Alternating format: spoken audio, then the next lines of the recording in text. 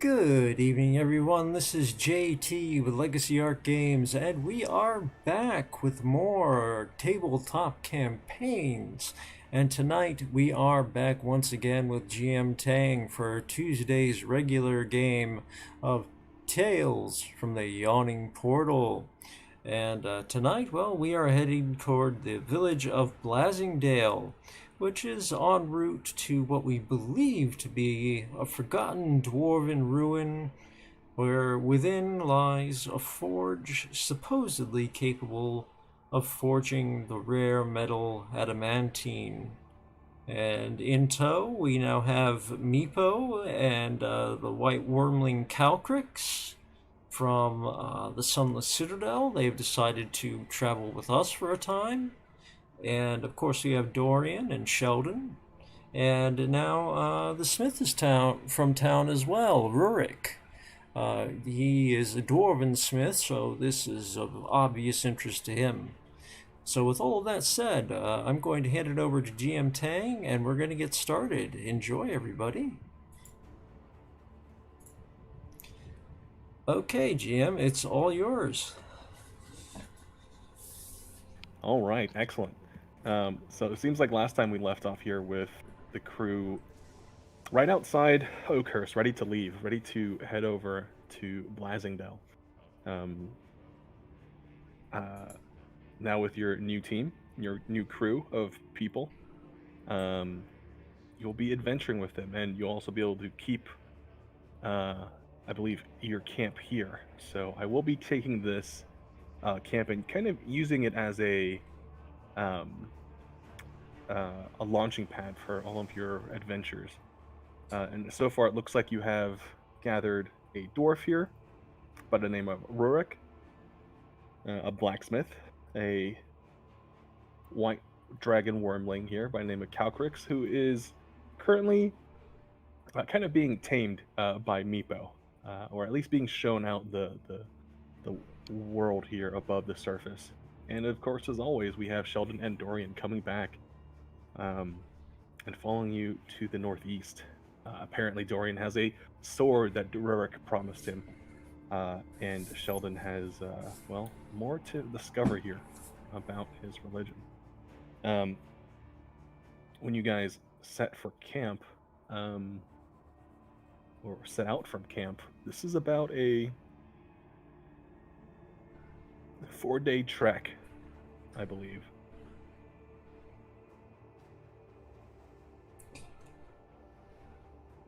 And And for the moment, are they all traveling with me, or am I correct, pinned to choose? they Okay. are all traveling with you, and this is kind of like this caravan that is going to be following you around here. Uh, Okay. So not to steal from a video game, but it's sort of like Dragon Age reminds me of. Absolutely. Yes. Very much inspired from that. The same people who made Dragon Age, responsible for Mass Effect. That's the one I ended up playing more, and definitely influences how I run RPGs. All right. So let's see. We were going to Blazingdale, and if memory serves, that is a human town close to where the Dwarven ruins were thought to be. Correct. All right. And it's known to not be a nice place, as I recall. It's definitely closer up to the north here, and currently, I believe it's probably experiencing some trouble of its own. I guess what you've heard here, just having been in town and living in the Sword Coast, you'd have heard that there were recent attacks up here by orcs. Ah, all right. And I recall hearing as well the last thing that anyone saw of the doors to the fortress, well, there were orc skeletons piled up at the gates, which were closed. So that would explain that. That area is, as you know, adjacent to the Kingdom of Many Arrows, where a kind of coalition of bandits of all types of races, but mostly orc and goblins, kind of well, kind of terrorizes the area to some extent. And as you make your way to the east, it is getting colder. That wintry snow, as we talked about many sessions ago, keeps with the party. And by the time you are just but a few clicks away, I believe you have a map that you are following. Yep, there it is. You find yourselves outside of Blazingdale, setting up camp. And I've taken you now to the maps page. Essentially, this is kind of where we're going to run out the start of each of these adventures here. If you're in town, I'll be using this screen. If you're back at camp, though, we'll be using the previous one. Got it. I like this. This works well. And, are we sort of deciding which way we're going to go from here? Just making the call? Yeah, this is you. You've just arrived outside of Blazingdale. The winter is really back in full force as you see these flurries kind of blow in from the west. As these flurries drop and lay their first snowflakes on the ground, you see some of them take not root, but you see some of them stay crystallized. The weather here feels to be inclement. It might make sense to stock up back in town, going into Blazingdale, and maybe buying some firewood, or maybe even taking your camp into town, if the safety of warm inns and nice stables might be better for your crew. But then again, taking a dragon run with you has its own difficulties. That's exactly what I was thinking. Calcryx probably wouldn't even be bothered by the cold, being white wyrmling. You got a point. Yes, and I suppose at this point I would think Meepo should stay with Calcryx and continue training or better acquainting with the world before bringing him along on anything dangerous. Sure, go ahead and give me a survival check, and let's see if you guys can suss out where the next best place to set up camp is. Sure. This is something he's good at. He can, it's a ranger thing on top of all else. Sure. For Meepo, it is entirely new to him. 21's pretty good. I'd say with just a few techniques that you learned in the past, sensing air direction, wind direction, the flow of air and the smell of pollen in the air too. It is spring after all, or at least early spring. You find your way to the mountains or hills, I guess, that kind of get a little bit blocked, or blocking the coldness from the north.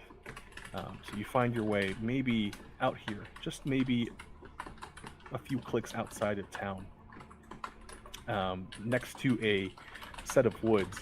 This is where you guys make camp. And when you get there,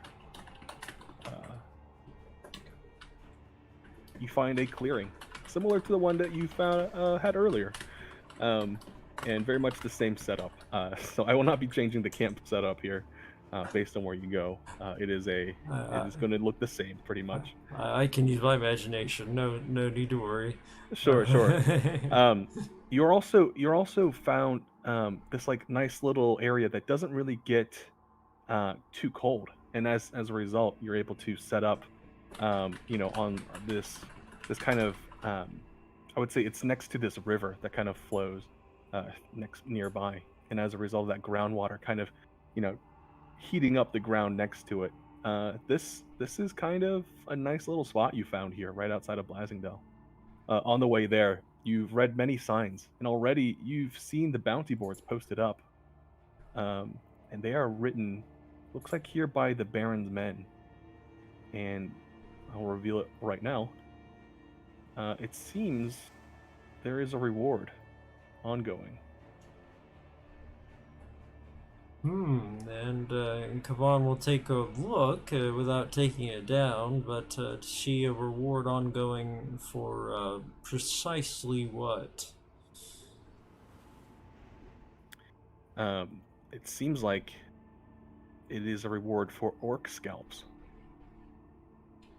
And Kavan just shakes his head at this, and well, whoever happens to be with him, he comments, I'd rather not get mixed up in this business. No matter how many scalps we bring them, they're next to a coalition of tribes. It's pointless killing when, well, we'll never see the end of them. Not at the end of my blades. You see Sheldon take a finger to the pamphlet or the scroll, and then as he looks at it, he reacts, and he says, "A tribe does well to leave its detractors. I have a feeling, if we're this far out from many arrows, the only ones left here are ones who have, well, abandoned the main group. It's sad. In these days, people pushed from their homes and birthplaces. They come and, well, terrorize others.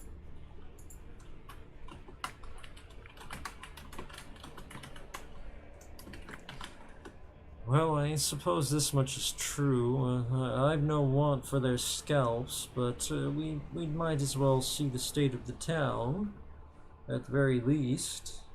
I believe I could forge up enough food and wood that we don't need to make the expense, but, well, they may have something else. One never knows.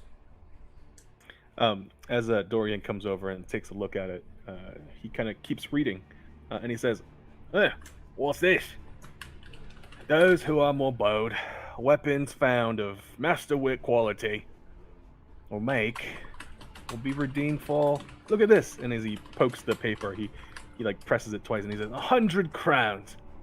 Why, shoot, I'll take a look for some swords if they're gonna pay a good price.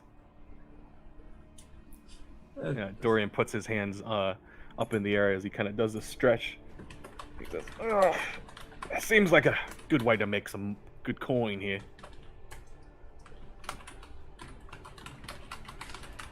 Oh, it's a good way to make coin, but I don't much care for trading in scalps. Well, let's head into town, see the state of how they're doing, and see how they're handling this situation. As you head into town, you leave behind, I believe, Meepo and Calcryx at camp. Oh yes. And well, I just assume you only take 2 people ever at a time. So with Sheldon at your side and Dorian, you make your way in town. You were, well, treated to all the fixings and, I guess, trappings of a town up north like this one. You remember, I guess, the treks you've made through the overworld, and this one is like the rest. Underneath the protection of this giant mountain off in the distance, with this jagged edge that you can see even from where you are now. Blazingdale is sort of a sleepy town, a little bit bigger than Oakhurst. You come upon chimneys blowing smoke up into the air,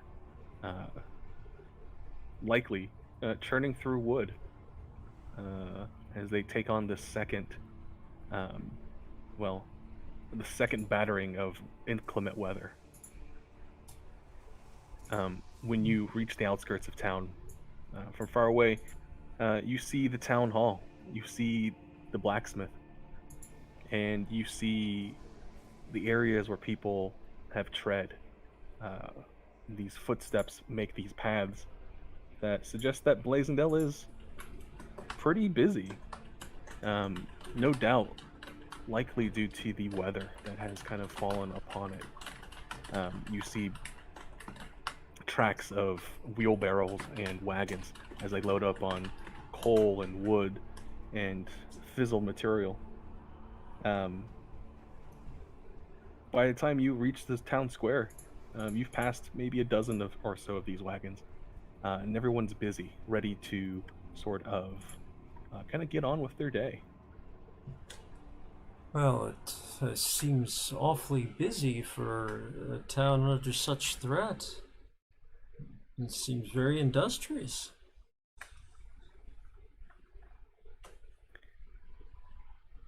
And as you remark that, Sheldon seems to say a couple things. I think first, he notices that there seems to be a mill that runs through town. And he says, a fine contraption, a wonder of modern engineering. This town, situated this close to the mountains, I would not be surprised if there were people here who have a better understanding of this area. We would have a map of the Stone Tooth, but we might need someone to get us there. Well, it might not be altogether unworth it to look for a guide. Sheldon, honestly, you would know more about this than I typically find my own way. Then again, I've never ranged this far north. We'll have to find another just like you. And with that, Dorian says, yeah, hopefully he'll come at just a free cost as well, eh? And he pats you on the back. Well, yes, you have made quite the living off of me, haven't you? And as he does that, Dorian says, sorry, as you say that, Dorian kind of pipes up and stands up straighter, and he says, well, I can't say you've haven't paid us and filled our pockets, but well, I got some business to do in town if you two want to procure guidance north. Well, exactly what sort of business? You wouldn't be going off looking for orc weapons, would you? No, nothing of the sort. Orc weapons are not really my deal. Well, I guess what would be is these weapons that they were talking about. I'm gonna pay the Baron an old visit. Town Hall, I believe, correct? Well, I believe so, and, well, you're not under my leadership. You're free to go as you will. Don't worry. I definitely tracked down my favorite dark elf. Oh, likely the only one you know, but I'll accept the compliment. And with that, Dorian heads off to the town hall to ask questions and inquire about this strange bounty. Bounty probably not seen in many other places, where if you're to find these nice high quality weapons, that someone in town will pay for them, and not just pay, but a hefty price. And with that, you are back here in town center. Sheldon kind of thinking, maybe we should go to the inn. Well, yes, I suppose it's good as place as any to find a guide for this area. Why not? And Kavan seems to have been somewhat lighter of spirit than in the past, since he had his rather deific experience in the Grove. Seems to have lifted a little bit of weight from his shoulders, but this is also the first time he's ever tried to turn his back on a plea for help. Apparently, scalping things for money is distasteful to him. He meanders across town, looking about, trying very much to not draw attention to the fact that he is, well, a dark elf, especially given the circumstances of the area. And Uh, go ahead. you are able to do so without much difficulty. As you pull over your hood, people take you for a casual passerby. Um, Well, I don't understand why there are so many people here who seem to be just going about their business if they're having such trouble. He comments slowly to Sheldon.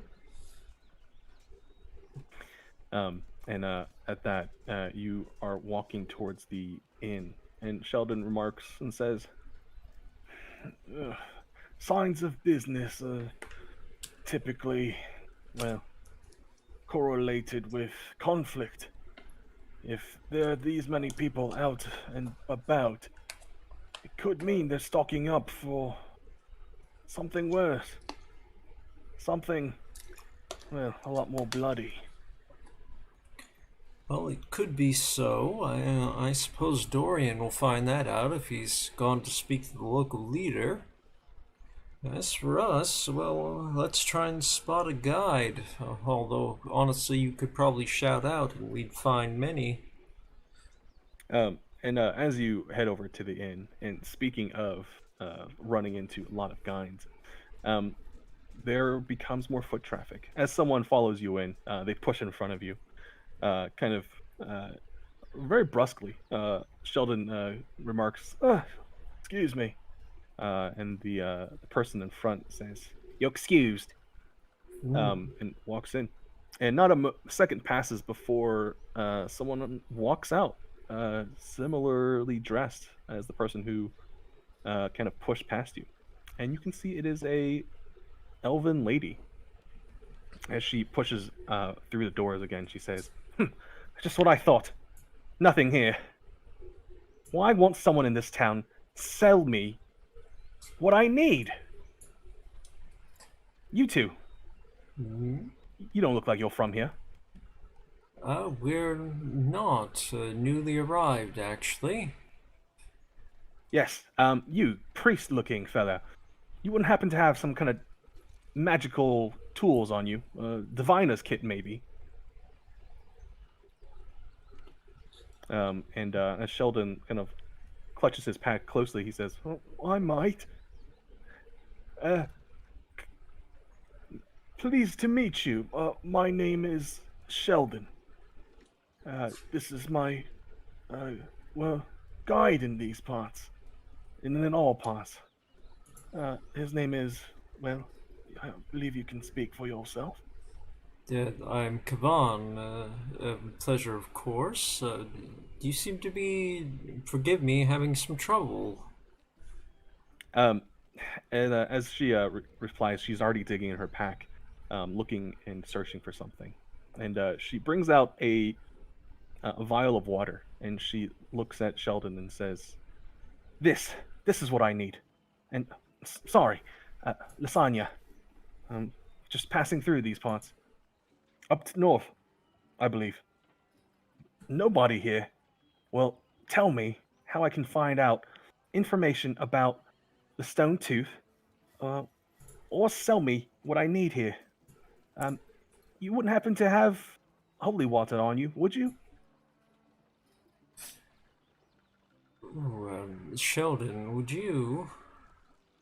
Sheldon digs through his pack briefly, takes it out, and presents it to Lasagna. Um, and she says, "Ah, that's just it. Um, I never asked you, what are you doing up here? And you, Drow, it's not often we see your kind up north. Well, Oh, I'd say above ground."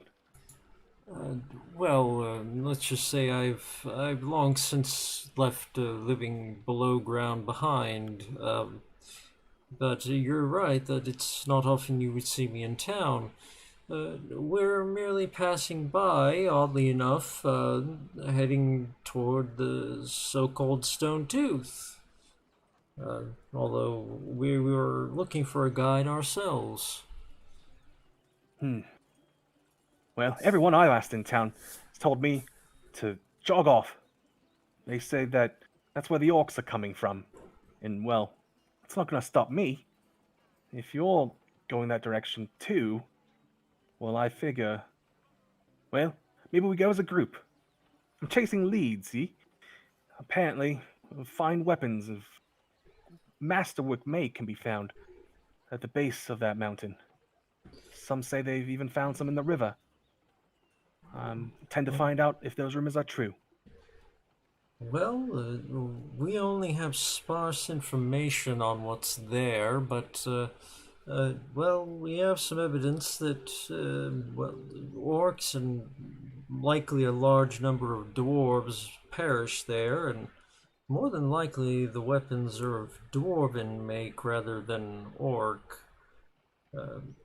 That's probably where they're being found. And as you keep talking, she kind of gets closer to both of you and begins to speak in a whispered hush and says, "That's what I've heard too. Strange. Every time I ask about these weapons, the Baron here is very tight lipped. Doesn't like to talk to outsiders. Well, that and everyone I've asked here in town says he doesn't talk to them either. Could it be that he has something to hide?" Well, I would imagine there's a bit more to the stone tooth than just a rock. Well, for the moment, if we're going the same direction, I don't see the harm. Our other companion is off talking to the Baron, or trying to, I suppose. I don't Hmm. know that he'll be turned away. Well, fat chance that he's going to get anything out of him. I'd say get your friend and let's head up there ourselves. If we run into any orcs, well, and she kind of reveals she kind of is dressed very plainly in this like a doublet and kind of light adventuring gear. Um, when she pulls out from her pack a focus, it's very clear to you that she's a sorcerer of some kind or a magic user. Um, and she kind of palms it, um, turns it around. She says, "And if you don't mind, I'd like to purchase that holy water off of you. I might be able to divine something about where we're headed." Uh, and Sheldon pulls out his holy water and offers it to her. In exchange, she puts a pouch in his hand. Uh, and as he kind of weighs it, he says, "Well, thank you. This should be more than enough."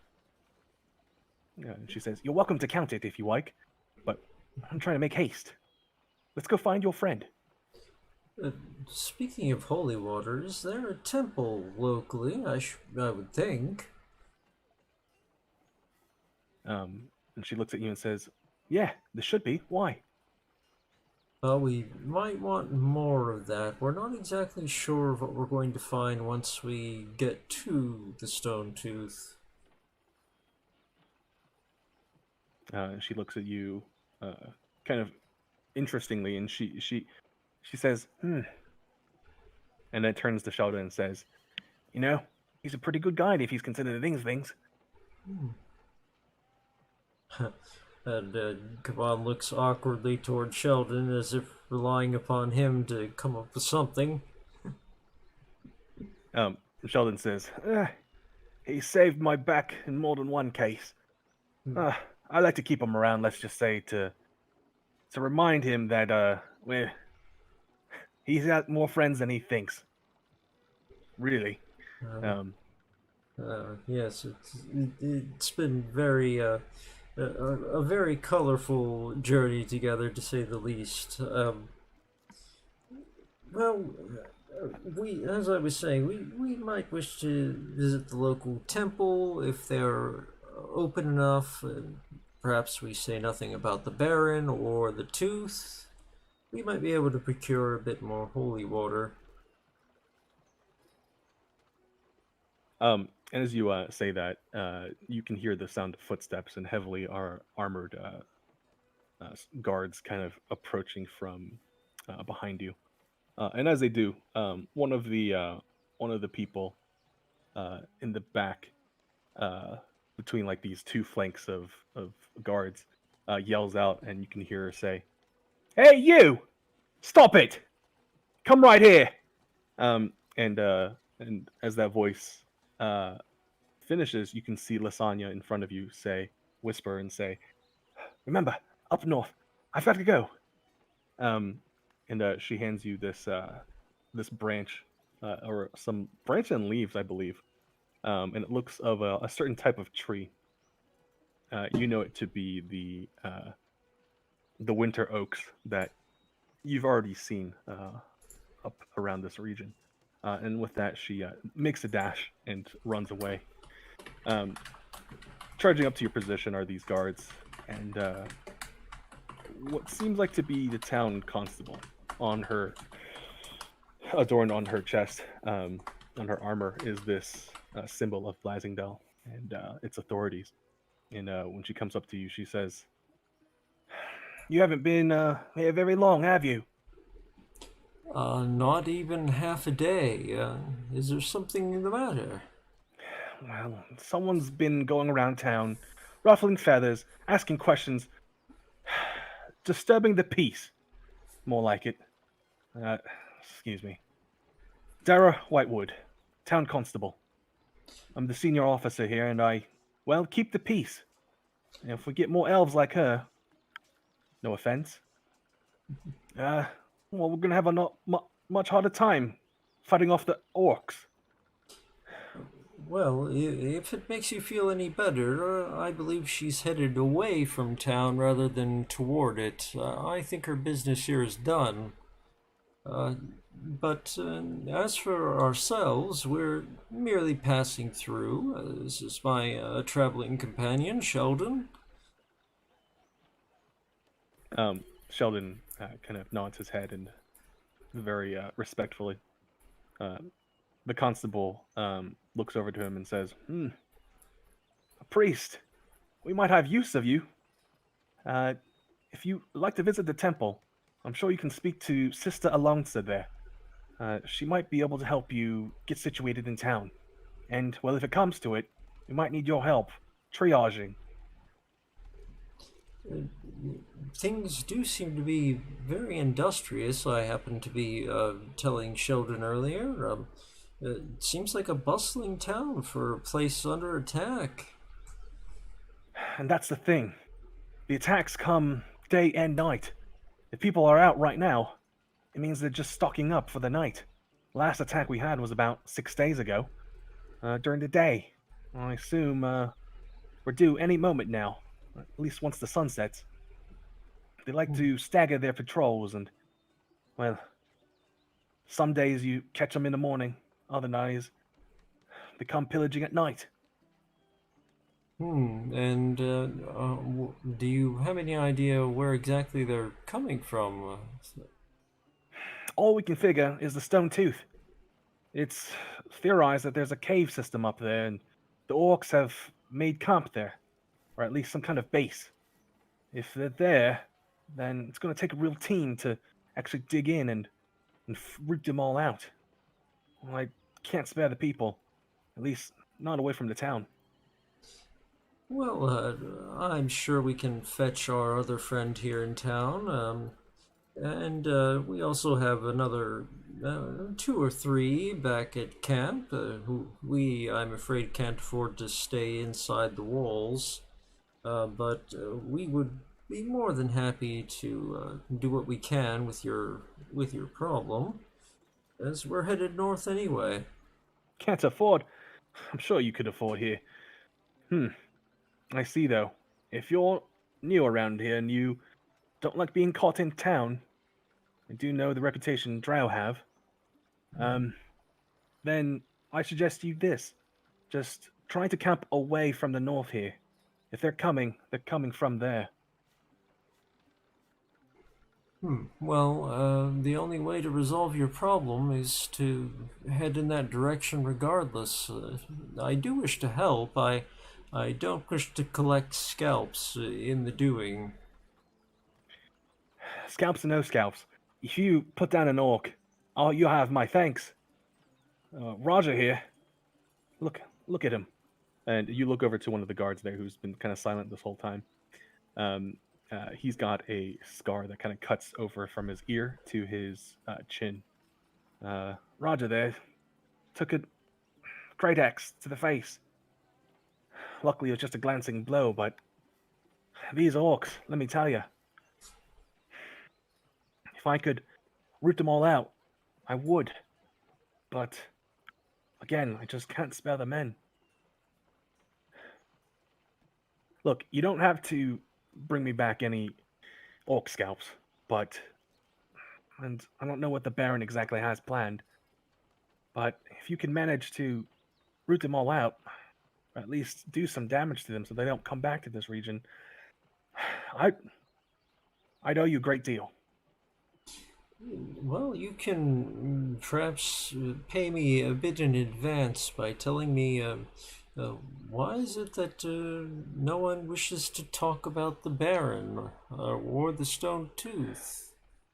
Well, I'm an elected position. I believe I can't really speak on that matter. If you'd like to know more, I'd speak to the sister at the temple. No, I understand. Why don't we see our way over there? We'll need to be shown around anyway. Getting supplies, visiting your armory, things of that nature. Before we move on. Yes, I'll leave you to it then. Again, Dara, Whitewood, if you hear about me, then just know, I'm just here to keep the peace. And if you've run into your friend again, just make sure she visits me or stops asking so many questions. I'm given the feeling, respectfully, that you don't entirely blame her for her questions. You're just bothered by the fact that they're causing trouble. Go ahead and give me an insight check. All right. As you say that, you look at the face of Constable Dara Whitewood, and it makes this very seasoned contortion that's just barely noticeable. But it is the tell of people who are under the thumb of, should we say, bad bosses? Mm-hmm. And with that insight check,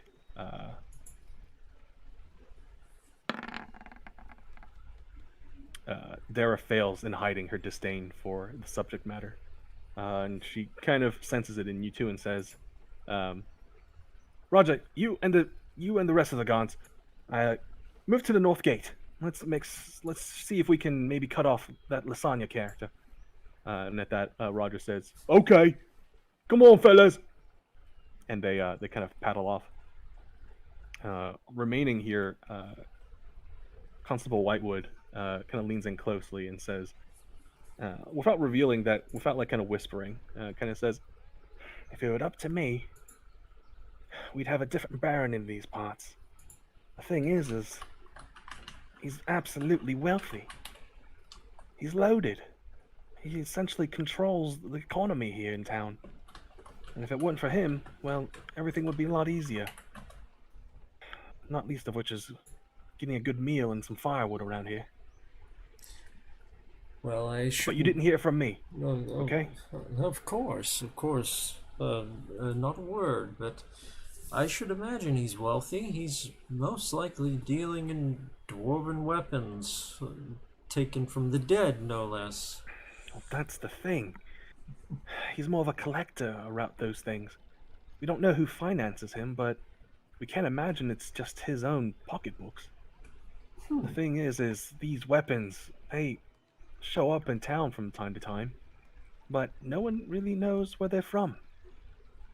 I believe they said there was a Dwarven caravan going through here up north once, and a rock slide took them all out, and that's how people find it, war picks and long swords showing up in the river.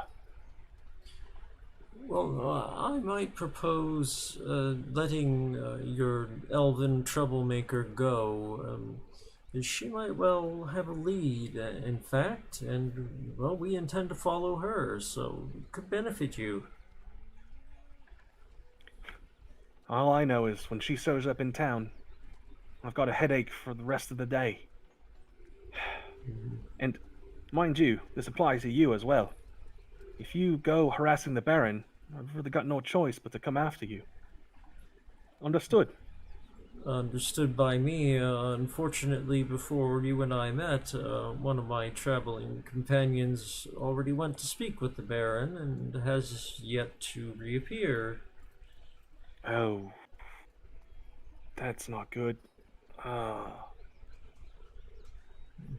Oh, by Tyr. Let's hope he makes out okay. Well, Um, I should hope he went to inquire about the bounty on the weapons, I believe. good. Let's hope that's all he inquired about. And at that, Constable Dara kind of stands up, kind of stops leaning towards you, stops half whispering, and heads off to the north gate. And she says, "Again, remember, no more questions." Of course, and good luck to you and Um, yours. and as she heads off, you can see that at the town hall that there seems to be a crowd kind of gathering. There seems to be a small shouting match between a few gentlemen. Uh, why do I get the feeling this is suddenly more complicated than it first looked? Kavan says to Sheldon as he watches first the constable walk away and then notices the gathering and the fight. And suddenly everything that was bustling and industrious seems to be in chaos. Um, just as you as you say that, as you maybe think that to yourself, Kavan notices that the people stopping by there are all seeming to crowd around, and they seem to be just uh, day laborers or people kind of making running errands, walking from one place to another. And you can see some of the people kind of gather around and say, look at this. What's this? Town guards are actually leaving the town hall. That's crazy." Uh, you hear some of them say, "Well, I need my firewood. How come we can't get firewood up here at a reasonable price? We should have a word with him." And you see just loads and loads of people come up to the town hall. And as the crowd of maybe 20 or so people gather around him, you can hear a shouting. And it sounds like, "All I'm asking is how much would you pay if we found some swords for you? Look, it's all I'm asking. You said 100, and then when I asked you, your buddy didn't tell me." And then you see that that there seems to be guards now, kind of walking out of the out of town hall, followed by a gentleman who does just seems to be the face of paperwork. And in response, you can hear in the silence and kind of the gathering of people and shush murmurs, the man say, Look, I can't tell you. The Baron really would really appreciate an appraisal first before you just sell him weapons. We say 100, but you know the appraisal costs and everything. Sometimes it sells for less. Oh, this crowd that's gathered, please, everyone, calm down. The Baron is aware of of the scarcity here. He only asks for your understanding and patience as we get through these hard times. Well, come on, comments over the shouts of conflicted pricing on the weapons to Sheldon. Please tell me that's not Dorian I hear yelling. Sheldon looks directly at the gentleman who's been yelling, like a dog points to its prey, and he says, "I'm afraid that it is him. Ugh, Oh, always trying to drum up a bargain." God's help me, and now he's under the thumb of a madman, it sounds like. And Kavan's just rubbing the bridge of his nose, because at this point he's too attached to them to leave them to their fates. Well, let's see what we can do, shall we? I would imagine they're bringing him to jail. As they continue speaking in the center there, and as you approach and get closer, from just about 10 feet away, you can hear the man speak again, and he says, Please, look. I can promise you this. We'll have something for you by tomorrow. Our trackers are out there. And our reports say that our attacks should be anytime soon. So please, just have patience. and as at that, it seems Dorian seems satisfied with, or at least done with speaking to this man, and he says, "All right, if you're not going to give me a price for these things, then I'll just keep these weapons for myself." And with that, he kind of slinks away through the crowd and lets kind of the shouts of displeased villagers kind of take over. As it kind of keeps going and going, the guards kind of get in front and block people from entering the town hall. And with that, Dorian is able to kind of escape the crowd here. And when he sees you, when he turns around and he sees you, he says, "Boy, you wouldn't believe the amount of bollocks these guys were giving me." You wouldn't believe how close you were to death, my friend. And as he says so, Kavan tries to put a gloved hand on Dorian's shoulder and lead him, well, any direction other than town hall. He whispers under his breath, the local baron seems to be a bit on the shady side, and, well, evidently he does not like people who ask questions. Oh, yeah, I figured as much. Apparently they have all these bounties out, and people have been complaining about even getting the money for orc scalps. You'd think that if I showed them, well, ample evidence of me taking down one of their enemies, they'd just pay you right on time. But I was in line for about 5 or 10 minutes with this gentleman who turned in about 10 of them, and it was all over the pittance for him. I believe 15 gold was all they gave him. Shame. That's why I say this hunting orcs big business. It's pointless. There'll just be more and more fighting. The scalps will solve nothing. But we do have, while you were gone, in fact, we made a lead or two. I believe the local constable is not at all happy with the Baron, and she seems an honest enough sort. And, there's apparently a priestess at the local chapel who might be able to help us sort our way through the town. But most interestingly, an elven woman looked like, perhaps a mage of some sort. She had an interest in the stone tooth, and she asked us for diviner's tools before heading along her way. And, she gave me this, and he holds up the branch, and he comments, it's whitewood. It grows in this area. Looks like you've had plenty on your plate. Well, let's say we go to the temple then. Yes, we might as well get the lay of the land here. It seems we're going to be based out of it for a short while, unfortunately.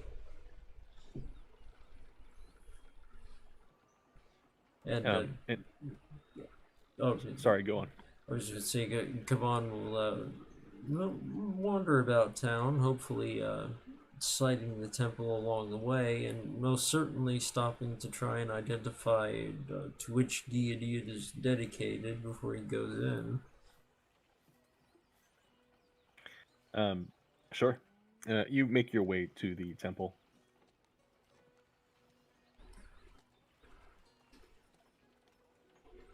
And as you do, I think on the outside you see, well, just it looks like it's been here quite a while, and there doesn't seem to be some kind of, I would say, really striking um,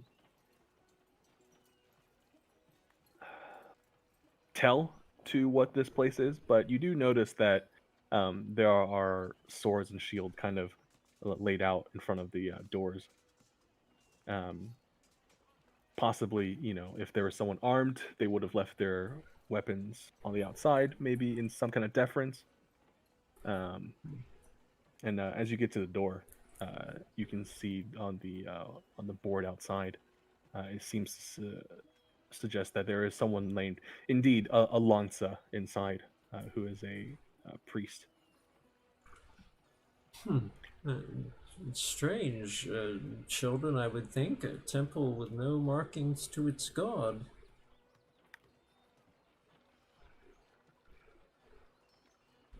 Sheldon kind of takes this to mean maybe one thing, and he says, "Huh, you don't see that very often. Might be some kind of pan-religious church, some place where all types of religions are welcome." Oh, it's strange. This town seems altogether accepting and, well, welcoming, if not for its leader. Hmm. Well, let's have a look, shall we? Kaban heads up the stairs, one step at a time. He's light on his feet, but these things are built for humans. Sure. The stairs are wooden, and this place, it's kind of like raised up on kind of stilts. And as you kind of creak up the stairs, you can hear that there's uh, activity going on inside of the church. Um, when you get to the door, you see that it is manned by, or womaned maybe by, one of the acolytes there. And she speaks to you and says, "You have come to the house of the gods. How may I help you?" And she kind of bows her head slightly in deference.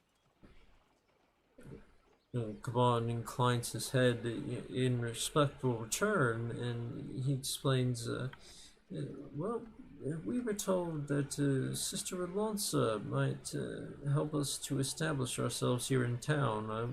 We're not here to stay, but we may need supplies and things of that nature. Ah, well, Sister Alonsa would gladly take up your concerns and business if you have any. She is a bit preoccupied at the moment, though. So if you can just wait a moment, she will be ready for you. Oh, of course, of course. And as you wait there a little bit, kind of looking around, you see that people have kind of finished their um, purchasing and errands. The roads and the street have grown slightly emptier since you last, when you first came in. It's about noon now, and looking across Blazingdale, you see that it is indeed quite a, humbly and bumbling city, almost. Um, it is perhaps a population of 2,000, if I haven't said it yet. And humans are the most,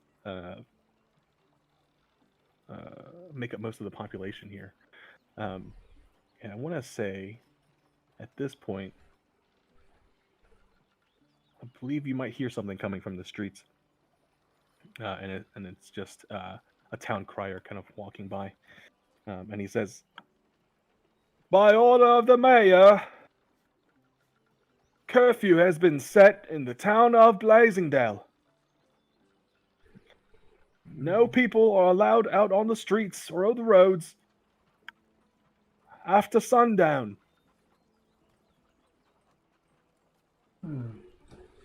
And as he passes, you can see the acolyte in front of you kind of bid you forward with a, "Oh, she's ready to see you now."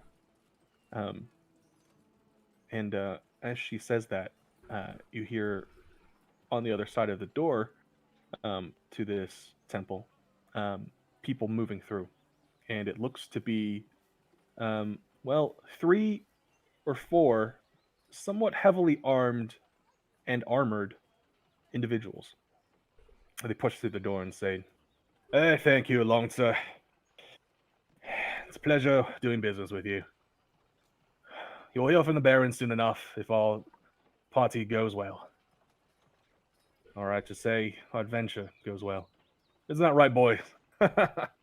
And a bunch of kind of barrel-chested gentlemen in kind of rich furs and heavy arms kind of walk briskly past you.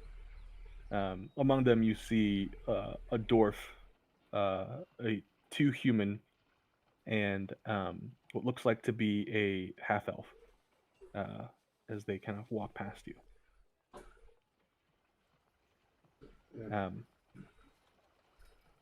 At that, I'm sorry, go ahead. sorry, at that, yeah, what do you do? Well, Kavan first comments to Sheldon very discreetly, this place is bizarre. They don't even react to the way I look. It's a first. I'm not quite sure what's happening here. The curfew makes sense given the orcs, I suppose, but on the other hand, I'm given to not trust the Baron's motives at all. Let's acquaint ourselves with the priestess. You walk into the temple, and as you do, you actually see the markings of various religions up on the walls, from Tyr to Eldath to Salune and Joaquin. You see at least half of the pantheon represented here on the walls, and as you walk in, there seems to be an acolyte standing next to this woman. This woman with flowing white hair, and it seems to go down to about her shoulders. And when she looks up, she says, "Yes, welcome. You've come a long way, it seems." Further than you can imagine, but we certainly have. And we're only intending to pass through, but we were told upon arrival that you might be able to help us arrange to get supplies and, well, anything else we might need.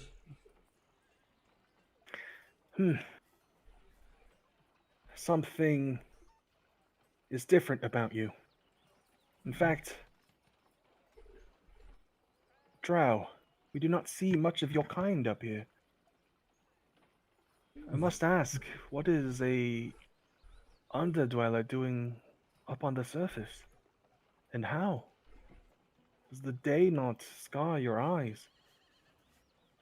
It is by the good grace of my goddess that sun does not scar my eyes.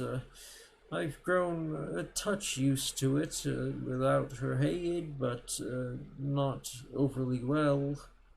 As to the how and the why, well, let's just say that I was not of the same mind as my people, and generally, when one is not of the same mind, one is killed. And I was not inclined to be killed. That is the short story. The long story is very unpleasant. I expect nothing less. I have to ask you, if you're here, you must be chasing something. I've never seen a drow away from the Underdark without some kind of mission in hand. And to that, well, to that I must also say, I saw a vision of this, of our meeting here, Oh, and I believe I have something for you. Um, and as she does, she kind of pulls something from her pack and dismisses her acolyte and says, "Yes, Frida, you may go." And as she kind of opens up a scroll, she begins to read from it. She says, "I was told in a vision to read this to you, so that you may, well, continue on your journey. I've read it before. I guess it never made sense to me, but I shall read it for you now." Um, and as she does, you go ahead and give me a perception check, actually. all right.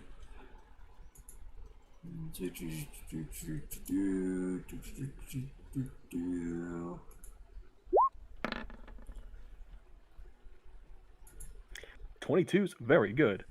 Off in the distance, you can hear some kind of hammering. It almost sounds as if like stuff is being hammered against, metal's being hammered against by uh, or for the purposes of fashioning something. Um, and Alonsa's eyes glow a little bit, and she says, "Durgandin was a master smith who forged blades of surpassing quality and power. Centuries ago, his home was sacked by orcs. Durgandin led the remnants of his clan to the mountains north and established a small, secret stronghold somewhere in the trackless wilderness. From his hidden redoubt, he waged a decades-long vendetta against all of orc kind, until his enemies discovered his fortress and sacked it after a long siege. Durgandin and his followers perished, or at least that is what has been claimed. Much wealth was carried away by the conquering hordes, but it is said that the deepest and best hidden vaults and armories escaped the looting, that some of his blades still wait in the darkness for a hand bold enough to claim one." Hmm. And at that, her eyes kind of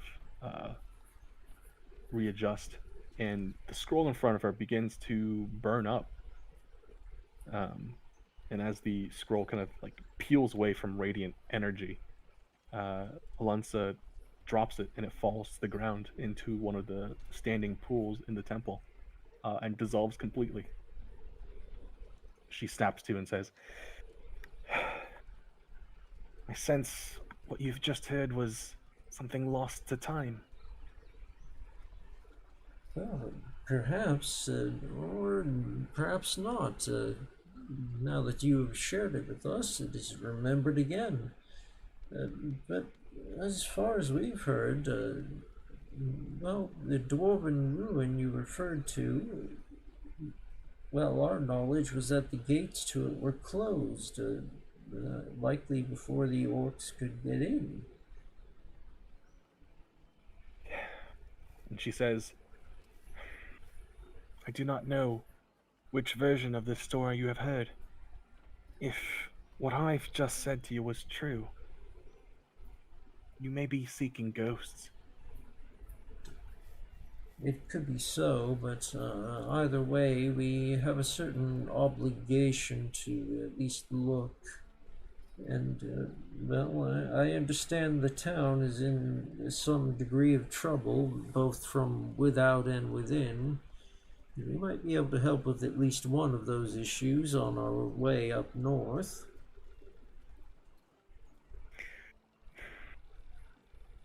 And she nods her head and says, "If you are feeling unprepared for this, I can only offer my services. But know this, if I've been tasked with giving you this information, I cannot imagine that you've not been blessed by some god already. No. You may stay here for free if you'd like. My acolytes will find bedding for you.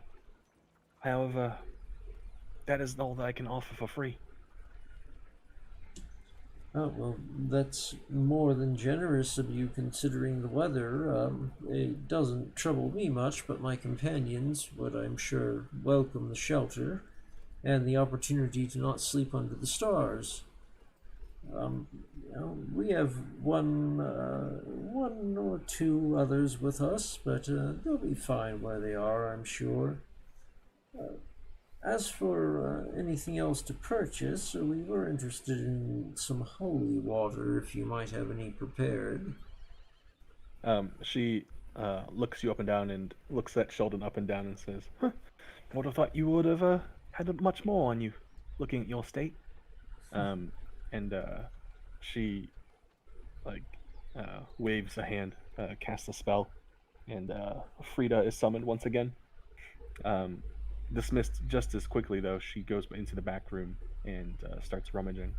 And Alonso says to you, "I will see to it that you have your fill of holy water. Anything else I can do for you?" Well, thank you. I suppose the only other thing I might ask you is, directions to the local smithy and general store that we might stock up for our trip. Ah, yes. You should find them just around the corner here. And if you need to, let them know that Alonso sent you with her blessing. Or at least her recommendation.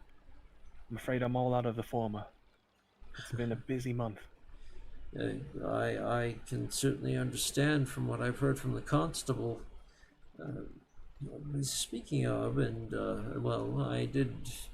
I did give my word not to ask questions, but I'm in the trust of a priest at the moment. What is the situation with the Baron, and truthfully? If you seek the truth in the house of Alonso, then you shall have it. Alonso sits down onto one of the stone benches next to a pool of water. And she says, "Ask away. This town used to be an old mining town back in the day." Well, we've heard that he's been getting more and more strict, and more harsh, and more rich with each passing day. And yes, he's paying for orc scalps, which I won't engage in, but he's also paying for fine steel weapons, masterwork quality things. And to that, she says, "Yes, these are all true. Baron often does seek these weapons, and he seeks them for his personal arsenal." Yes, so I've heard, but more interesting is these weapons would appear to be beyond even a titled man's means to purchase, at least regularly. I cannot speculate on his fascination or his collection. What I can say is Baron Kylan, or Alphen, as he was called before he decided to change his name, used to come from a family here up in the north. One that became rich off of the mines. Prospecting and ownership of these lands and mines made them, wealthier than any other family up north. If he seeks them, perhaps he seeks to return his old mining family to its former glory. Maybe he seeks the weapons just for his own fascination, though. He could not tell you. Well, he seems to have a certain violent reaction to people asking questions about this matter. I'm afraid that is what the family has always been. Insular and, well, sort of greedy. They didn't make a name for themselves after being, well, for being kind, after all. They very much crushed their competition.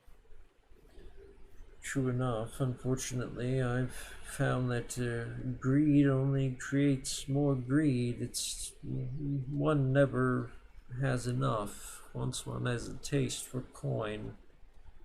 That's why I give most of mine away. Well, then it can be said that Baron Alfion has quite an appetite for his coin. Well, we're grateful for your time, Priestess, and we'll try to use your name sparingly. We don't wish to attract attention or cause any trouble here, more than you have. And she looks at you and she says, "Thank you. And by the way, since we are being truthful, it was the Baron's men who just left just now." Oh, and, well, might I ask why they were here? For one of my last blessings that I was able to provide them before they trekked up north. Oh, on the lookout for more weapons, I would guess. More than that, they're looking to break down some doors. Doors that haven't been open in hundreds of years. Oh, the tooth. The tooth, then. And she says, "From what I know and can divine, there's indeed an entrance to that mythical place." And she moves over to one of the pools, kind of wraps her hand around a orb of energy over them, and says, "Before you go, something I wanted to show you." And she picks out something, and at first it looks like a rock, like a river rock, something that's kind of been worn smooth with time. But as she turns it over in her hand, it becomes much more concave in shape. And this black gleaming, just jet black gleaming scale is brought up to you. You recognize it for what it is. It is a black dragon scale. And that immediately causes Kavan to cock an eyebrow, and he asks, well, where on earth did you find this? In the river, one of my acolytes found it while searching for, well, the remnants of a previous party. He gingerly picks it up between his pinched fingers and looks it over once, commenting, "Well, it's the real thing. It is indeed a dragon scale. You said you found it in the river. I suppose it runs down from a stone?" Correct. There is a small rivulet that runs down from one of the ponds next to the stone tooth. If this is where I think it's from, you may have more than just orcs waiting for you there. More than certainly, I should think, and well, I've been training for this sort of confrontation, but I wasn't quite expecting it yet. But you should keep this. You found it, and well, you might be able to sell it to help the temple. And he puts the scale back into the stone. And she says, "No. If I keep it too long here, eventually someone will find out. The last thing I want on people's minds here is a black dragon. They've got plenty on their plate already. Well, Please take it." as you prefer then. And we thank you for your time, Sister Alonsa. Kamal says as he takes the scale again and tucks it away safely within his cloak. And as you bid farewell and head out the door, you can give me a perception check, actually. Again, actually, a 22 is good enough for this whole 10-minute encounter. And as you leave, you hear her say something, whisper something under her breath. And I think as you look around, the glow of her eyes fades, or the fade of, sorry, the glow of these blue eyes fade just as she finishes saying the following. And let may Selena's light guide you. Kavan keeps walking, but he comments to Sheldon, she's an exceptionally perceptive one. And at that, you leave the temple. The acolyte on the outside says to you, and I hope Sister Alonso was able to help you. But we're closing soon. I've got to make sure that everyone gets home before sunset. Don't let us hinder you. The sister has kindly offered to house us within the temple for our stay, and we're most grateful. But we can find our way from here.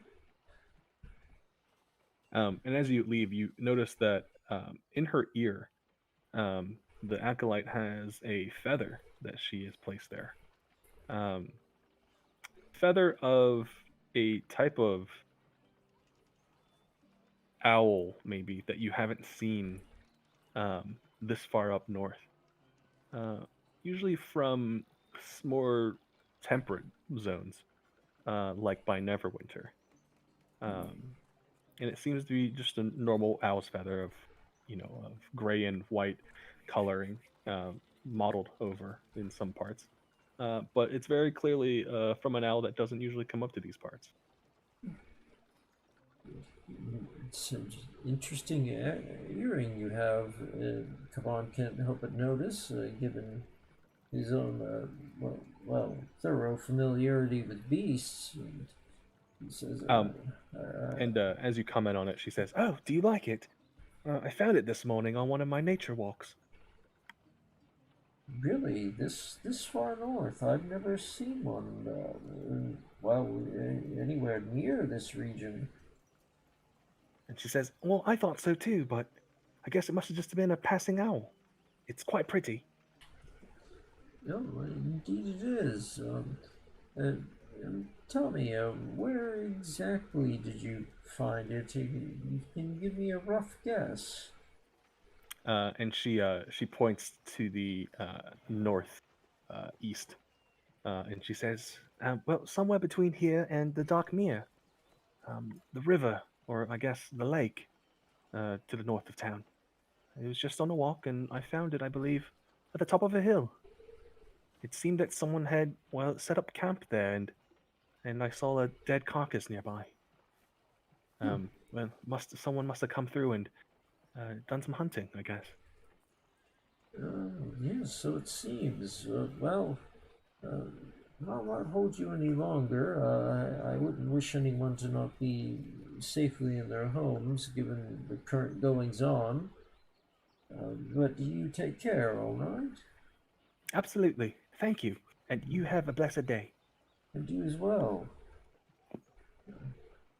Well, children, this is getting more and more complex every minute. I should have been content with the simplicity of it at the start. To that, Sheldon kind of thinks around for a bit, saying, and he comes up with I think the only thing that he has, which is nothing's ever simple in this life. If you were my age, well, my age and your race's years,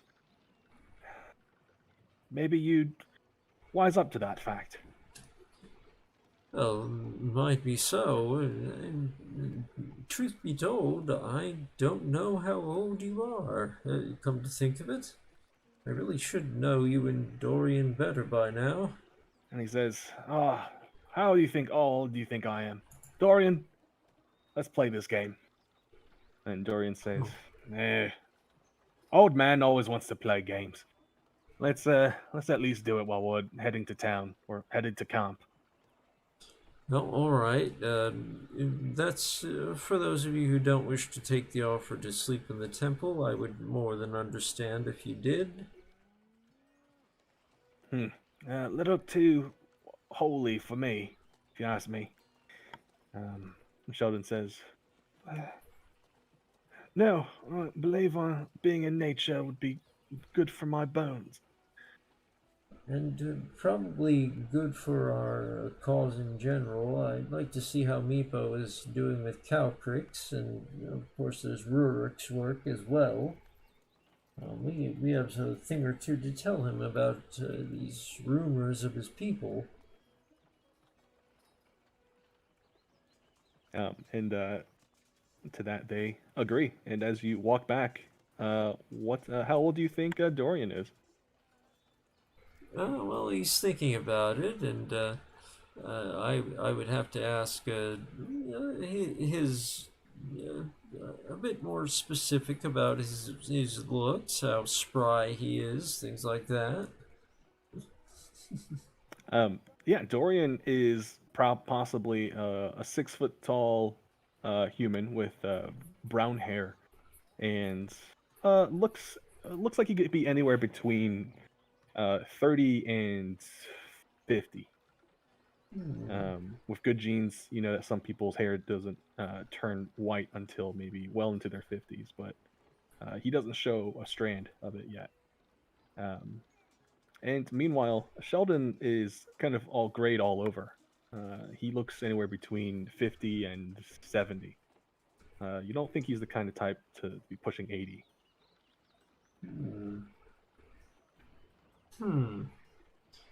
And we're talking Sheldon or Dorian. Whatever you want to guess first. Kaban scratches at the side of his neck as if this were an uncomfortable question, and he says there's no money on the line for this, I trust. Dorian says, none unless you want there to be. Well, no, as I've given it all to you. Sheldon first. Well, you're a man of experience, clearly. You've spent many years as a priest. You've clearly seen a thing or two in your time, but you aren't at all unfit. You did, after all, climb all the way down to the Sunless Citadel and back without so much as an injury. So perhaps your 50s, maybe 60s. I don't know human age well. Pretty close, I reckon. My age is about 57, give or take. Don't remember my parents too much, but I was raised by a community of nuns. They were able to at least put me on the right track, or at least start me on it. Well, at least my judgment isn't too far off, but as far as you, Dorian, I would place you perhaps late 30s with the spirit of someone 20 or so years younger. You compliment me too much. 34. Not entirely bad then. Well, I spent a lot of time out in the cold. Drank plenty of spirits to keep me warm. And, when that happens, you grow a little bit older in your outward appearance. Well, if it makes you feel at all at ease. You're both young compared to myself. Although I suppose it balances out. Looking at you, Drow, well, you live to what? Be a couple 100 years old. Is that correct? Yeah, well, some a bit longer, many much shorter, unfortunately. Well, I haven't a clue how old you are, so I just throw a number out there and say 50. Double it and add a few years, and you'd be on the right track. Well, you've got more years than us combined, so I'd say you're kind of the anchor of this little part that we have. Oh, it makes me feel quite awkward whenever that's said. I started this out having a drink of water at a bar, and now I'm leading a group of, well, sad souls through the world. I don't quite know how this happened. He says, we might be sad, but at least our pockets are a little bit heavier. Indeed. And your soul's a little bit more whole, I think. And mine as well. Well, when we're done with this whole lot, how do you say we get a drink at the bar? We can talk more about adventuring. Oh, yes. Yeah. Well, do we need anything in the way of supplies, or well, I wonder if the local shop sells anything of interest. He says, nothing. Got into an argument straight away, pretty much. They can't seem to dole out supplies just as well as they can't dole out answers. And what about the armory? I'm sure you went directly there. No, they're all gummed up. Looks like you can maybe get a dagger or something in there, but most people are trying to buy out the lot. Well, I say if we come back to town, only thing that's worth doing is maybe grabbing a drink. Everywhere else is sort of kind of in the throes of a town that, well, can barely defend itself. Well, I suppose in that case we'll make for camp then, and let Roderick and Meepo know the situation. Aye. We have a thing or two to share with them. Says, sounds good to me. With that, you make the rest of the journey to camp. It's closer to maybe afternoon at this point, and when you get to camp, you see that there's been a fire that's been set, and it's roaring pretty loudly, in fact. And you can see that Rorik has taken some of his supplies and set up a small furnace or so, or at least some kind of small crucible with which to melt small amounts of metal. As you get closer, you can hear the sound of anvil striking, and it just sounds like pa-ting, pa-ting, pa-ting, pa-ting. And with that, you can hear Meepo kind of rummaging around the outskirts of camp. When he sees you, he says, Oh, hi! I'm just looking for firewood. Back so soon. Ah, well, I'll help you with the search, and yes, there's a lot going on in town, but unfortunately not much to buy. We're going to have to make do on what the land gives us tonight. And Kaban entrusts the task of sharing all the information that was learned to Sheldon, directing him to Rurik with a sort of a pleading gesture. Sure. Sheldon goes over to inform Rorik of the happenings and the information they found. And with that, Rorik looks over to you and says, as he kind of wipes some sweat from his brow, it's been a long day, setting up camp and getting all the supplies ready. If you don't mind, I'm gonna sit this one out. Next time you need me, though, I should be ready. And he sort of takes the hammer, raises it one last time, and finishes pounding what seems to be a type of um, I wouldn't call a leash, but some kind of chain, essentially that he's been making. Well, you certainly don't have to travel with us yet, but we think we have, a possible lead on the entrance to your lost city. Kunjakar, they Yeah. mentioned something about some kind of mountain door, as much as I could glean from the text. Yes, Uh, and I've heard exactly that from a priestess at the local temple that there is a great door which is shut to this day, apparently ah, up the rock. truly. Oh, fantastic. It must be some kind of priestess of Moradin or something, right? I'm truthfully not quite sure. Her temple seemed to be devoted to, well, half the pantheon that I know of. Hmm. Then those words she uttered you. Maybe they were meant for me. Hmm. It's possible, certainly so. But what worries me is, apparently one of the young ones she deals with found a black dragon scale in the river, and she says that it runs downstream from where the city would likely be. Uh, And this this makes me ponder, well, why it might be that the gates never reopened.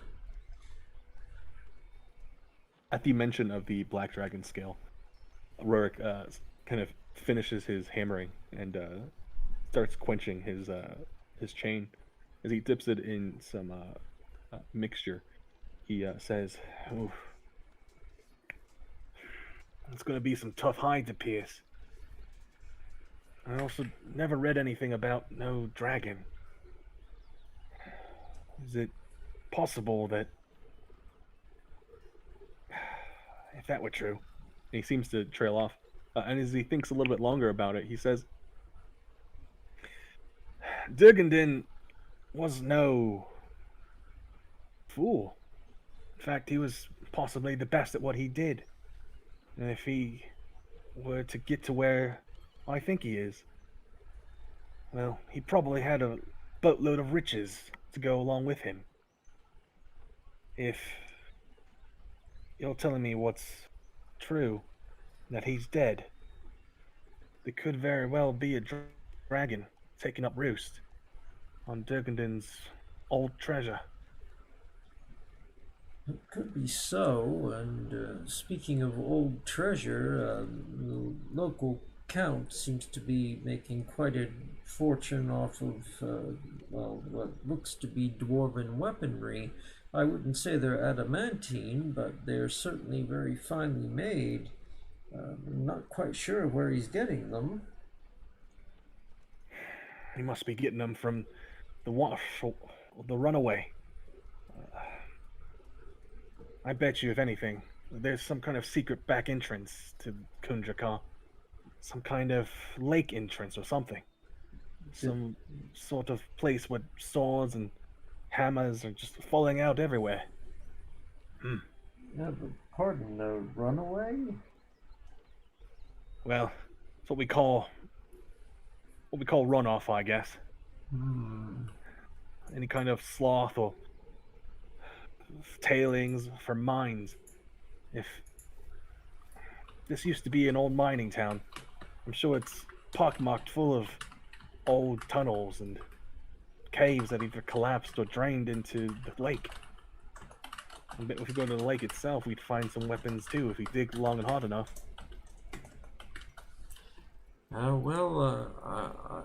I have simply a feeling that I don't wish to put any more weapons in this man's hands.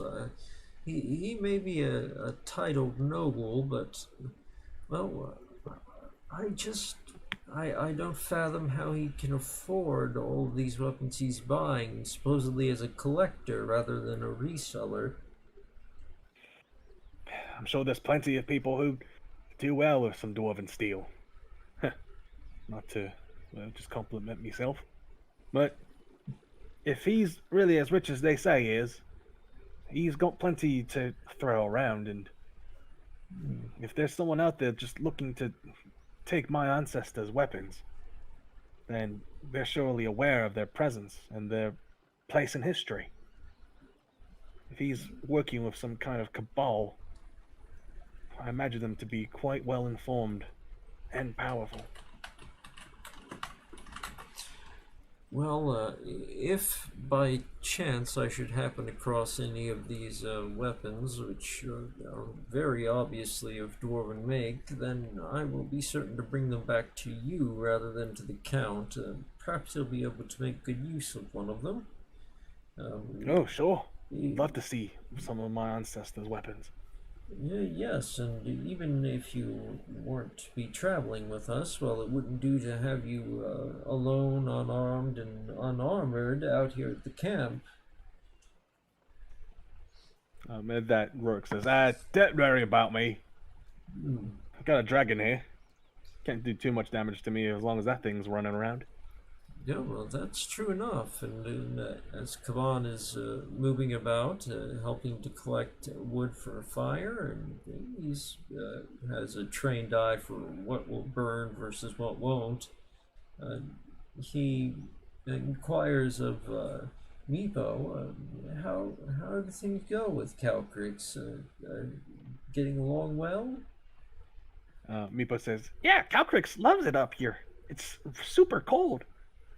I've been telling her that, if she wants, she could probably fly around a little bit just around the woods here, looking for any kind of things to eat.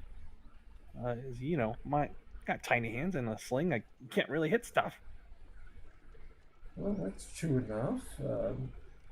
I wonder, do you have any experience training other kinds of beasts, Meepo?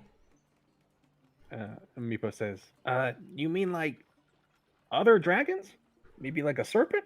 No, smaller, like, for example, a horse or a riding dog. Horse? Dog? Are you talking about like small bears? Meepo, you truly haven't been to the surface much, have you? No, I haven't. Well, think beasts that people could ride about on. Like some kind of bear rider? Well, I suppose there are people somewhere in the world who ride about on small bears, yes. Just imagine something like that. Have you ever trained anything of that nature? Meepo says, Not really. Well, I was just thinking that, well, you understand Calcryx very well, and Calcryx seems to get along with you better than any of us. So, well, it might do for you to, if Calcryx is willing, it might do for you to learn how to ride about on her back as she flies. Meepo thinks about it for a moment and says, Sounds dangerous. Extremely dangerous. Well, I imagine it would be, except if Calcryx were to take care. With Rurik's help, you might even be able to fashion some sort of saddle. Meepo thinks about it for a moment and says, Yeah, I don't know about this. I just have a feeling that you two are meant to be together, but I leave it to your wisdom. Here, come, we've got enough wood to start a fire. As you start the fire for the night and begin to camp, the winds pick up, but you are still shielded from most of the weather from the woods nearby. That is until the winds shift and change, and I believe the rest of the night is sort of almost painfully brisk. The winds coming. Um, with that, we can go ahead and give you guys a long rest.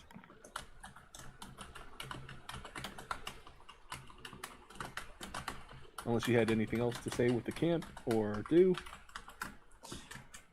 No, other than to say that since he requires less rest than the others, he would probably be up earlier just to keep watch over them.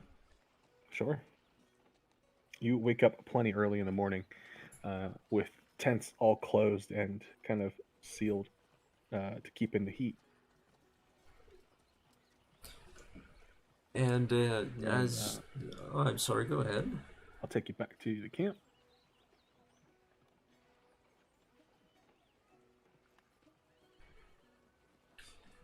There we are. Out of curiosity, did you make this map? No. Oh, okay. I was going to say, it's very nice. No, this is one of the maps that I think might have been in the battle map pack that I had. Oh, okay. Yeah, I really wish I could credit the person who made it because it is really nice. I can actually go ahead and try to search for it. You know, I was just curious if you had tried your hand at making them. I've been thinking about it myself. I don't want to. Oh, that seems entirely like a lot of work. Oh yes. I don't want to derail us, though. Let's see. So I've awakened in the morning, or rather, I've come out of trance in the morning, and well, as I step outside, feeling a bit refreshed, I'll look about, make sure everything's in order, nothing awry. You start searching around and looking for anything, like you said, and I don't believe you find it. The night passes without much commotion.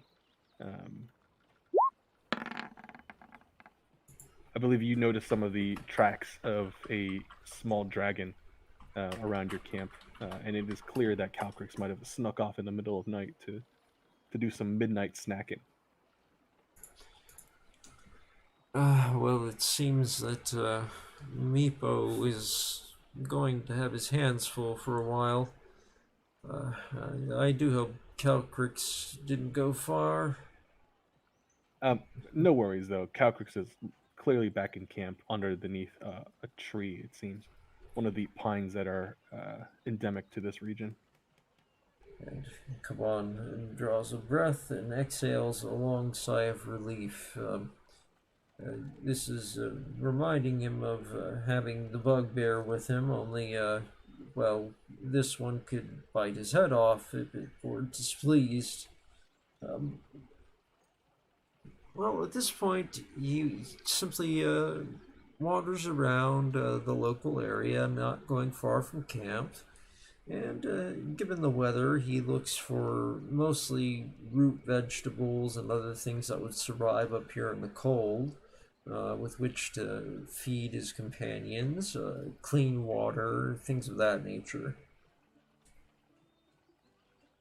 You do so, and as the group sort of kind of coalesces to that morning breakfast and kind of wake up, you see Rorik coming out of his tent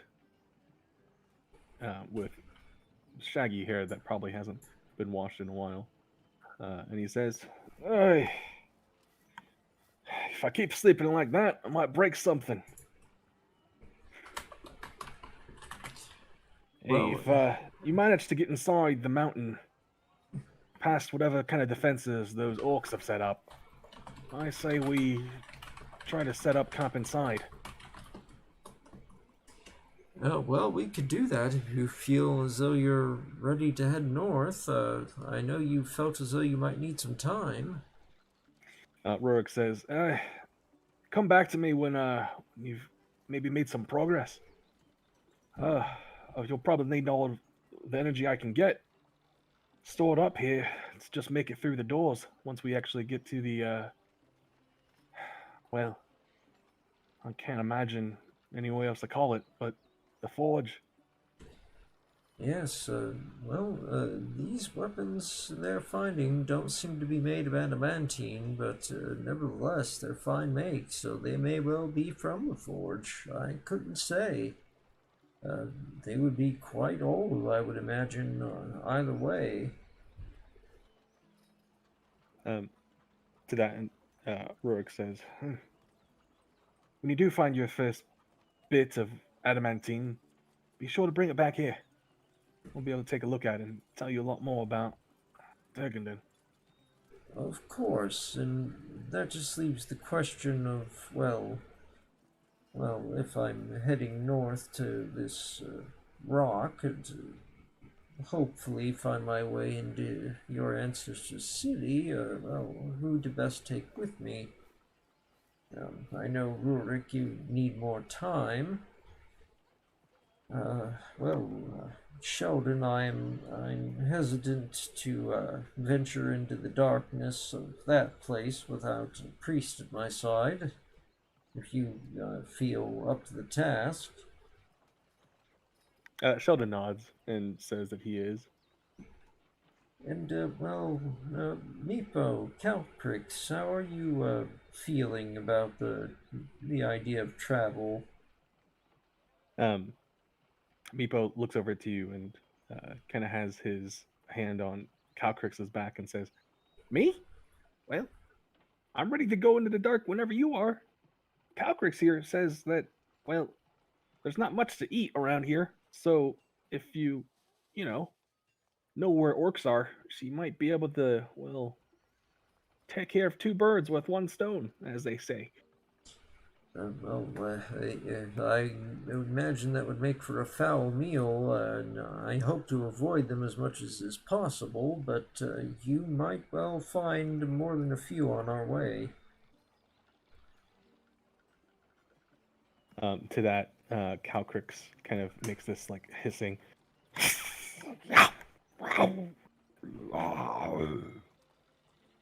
and kind of growl as if I think maybe you might recognize this. Go ahead and give me in. This is probably insight. You sense the hunger pains of a wyrmling dragon. You are a growing dragon. I would imagine, like any young being, you need your meals. So, well, let's find one for you, one way or another. If not an orc, I'm sure we can find some manner of large beast along the way. Great deal of forest. And so then I have to ask you, which two are you taking here? I guess Meepo and Calcryx are kind of a package deal, but they also do count as just one companion here. Sure. Well, I'm thinking on the off chance that they do end up going inside of the ruins. Well, this is a hard choice because Dorian, at least somewhat, knows how to work with locks, but on the other hand, well, he wouldn't go anywhere without Sheldon. And Meepo and Calcryx can see in the dark, which is very handy. And, he's kind of hesitant to bring Meepo anywhere because Meepo's fragile, but Calcryx is decidedly not, so he'll give him a chance, I think. Sure. And who knows, maybe Meepo will improve along the way. Oh, absolutely. With Meepo and Calcryx at your side, I think you got one more to pick. Oh, really?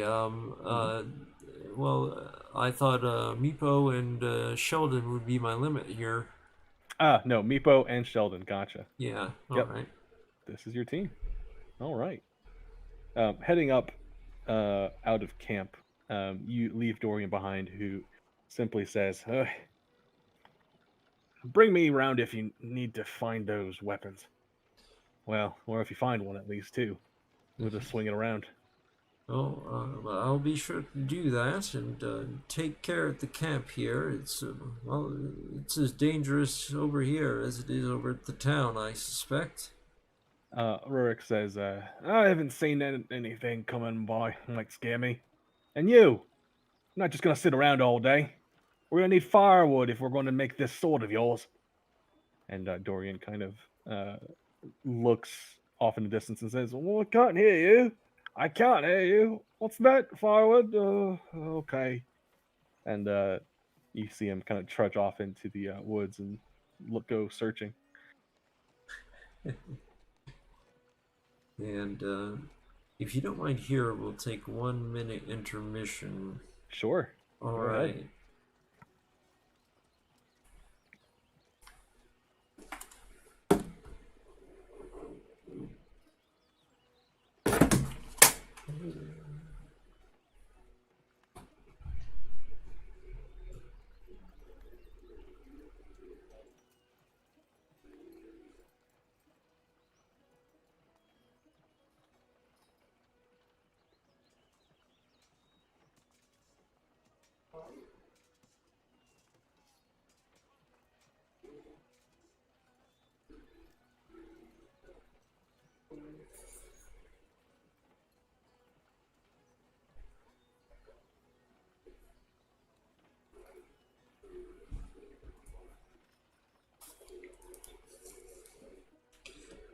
I'm sorry about that. I'm here.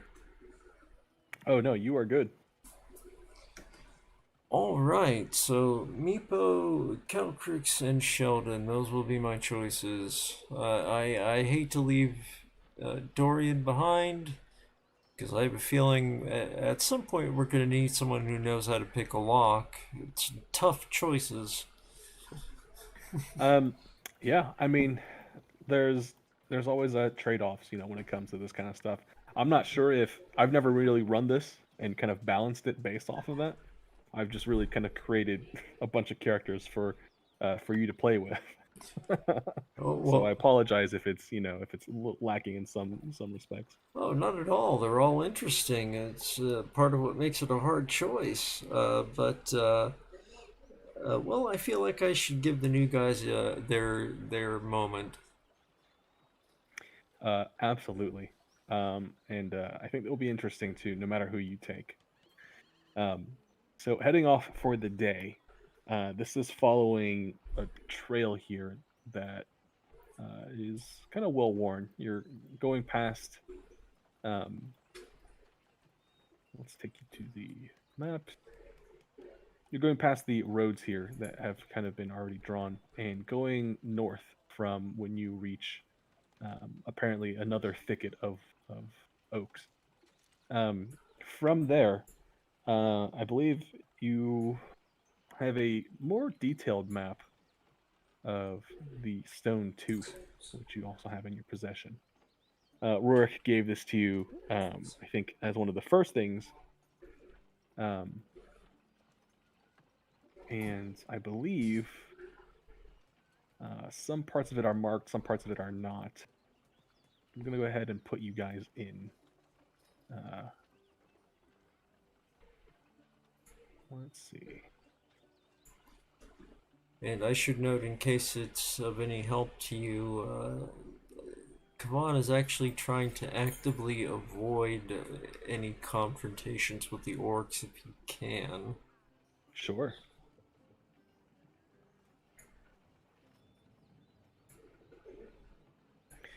So on the bottom of this map to the west here, let's go ahead and reveal all of it. To give some context to that, he's concerned for the town, but well, he has a point of greater concern, which is Belak may be opening a portal to the abyss for all he knows. So he feels like he has to put his mission ahead of the town. Sure, absolutely. Your god, wants you to stop someone that might be up to nefarious and truly destructive ends up here in the north. Um, I understand if that supersedes it totally. And let's put you down here as well. All right. If you see yourselves this kind of party of 4, I'm just going to be using this map to sort of navigate through this area. Okay. At the very bottom, I believe, of the mountain, you find yourselves at about like the 200 elevation mark. If you see yourselves, Sure do, and I take it we've got a climb ahead of us. correct, because each of these lines is about 200, I believe, yards of elevation. It could be feet, but whatever it is, that's steep enough where it would make a difficult climb. Finding a road would help, and finding shortcuts might help as well. Is this mountain at the center of the tooth? That is the tooth. All right. That is the geological feature here that just looks like a tooth jutting out of the raised earth here, and that is why it's called the stone tooth. I believe from your distance you can see that there is some smoke coming out of one of the hills here up here. But as far as this module is concerned, part of getting into this area is first kind of navigating the outside. So Can you close my door? let's go from here. Let me read to you the description as you set forth on your journey.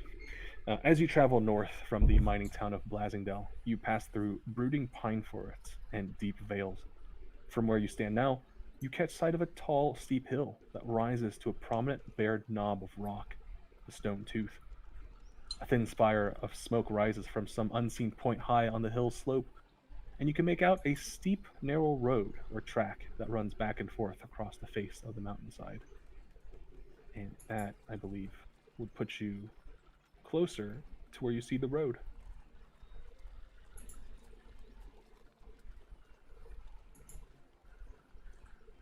And as we're wandering along, just out of curiosity, does he see any winter oaks? I believe you have not yet. No. All right. He has that in the back of his mind. It's something he's keeping an eye out for. I believe you're following the hint given to you by Lasagna. Correct. She did tell you to meet her at the Winter Oaks. Should you find those, it might be worth staying there. So, as you get to the road, you see no sign yet of the Winter Oaks. I wonder what that is over there. The smoke rising from the forest. Looks a bit much for a camp. I think Sheldon sees it as well, and he says, "It must be some sort of magma vent or spring." And at that, Calcryx and Meepo can be seen kind of staring, at some of the tracks they see on this road. Meepo says, I wonder whose these tracks belong to.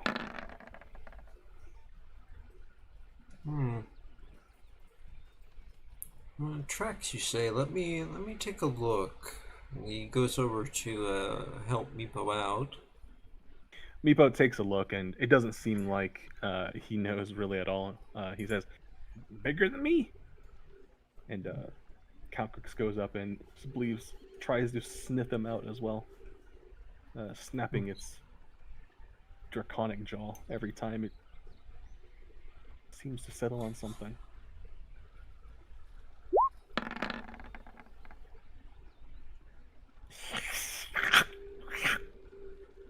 Go ahead and give me a survival check, and maybe you'll be able to confirm what Calcryx has sniffed out. That's very good. Like to see Um, that.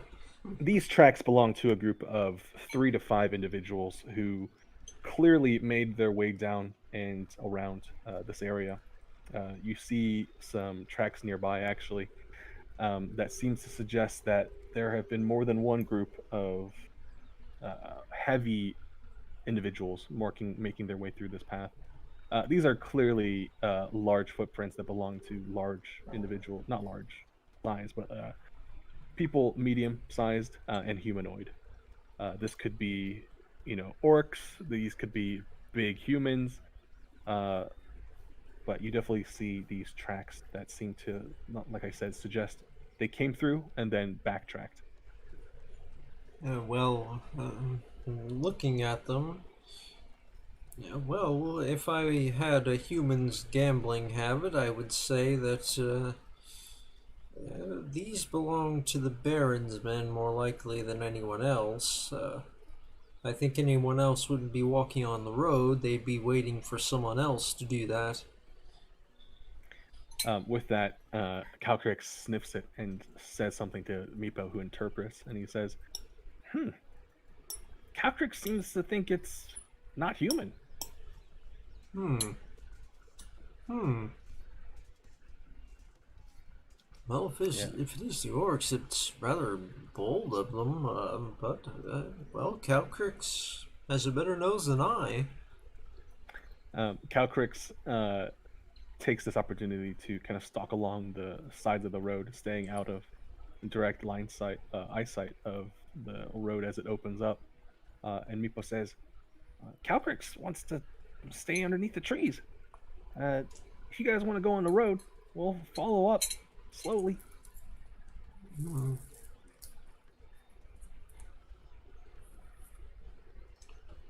Well, that's wise enough. On the off chance we do run into the Baron's men, we wouldn't want them to see Calcryx either way. Um, but Sheldon and I suppose we'll stay on the road if you don't disagree, Sheldon. Oh, it's a good idea. Hmm.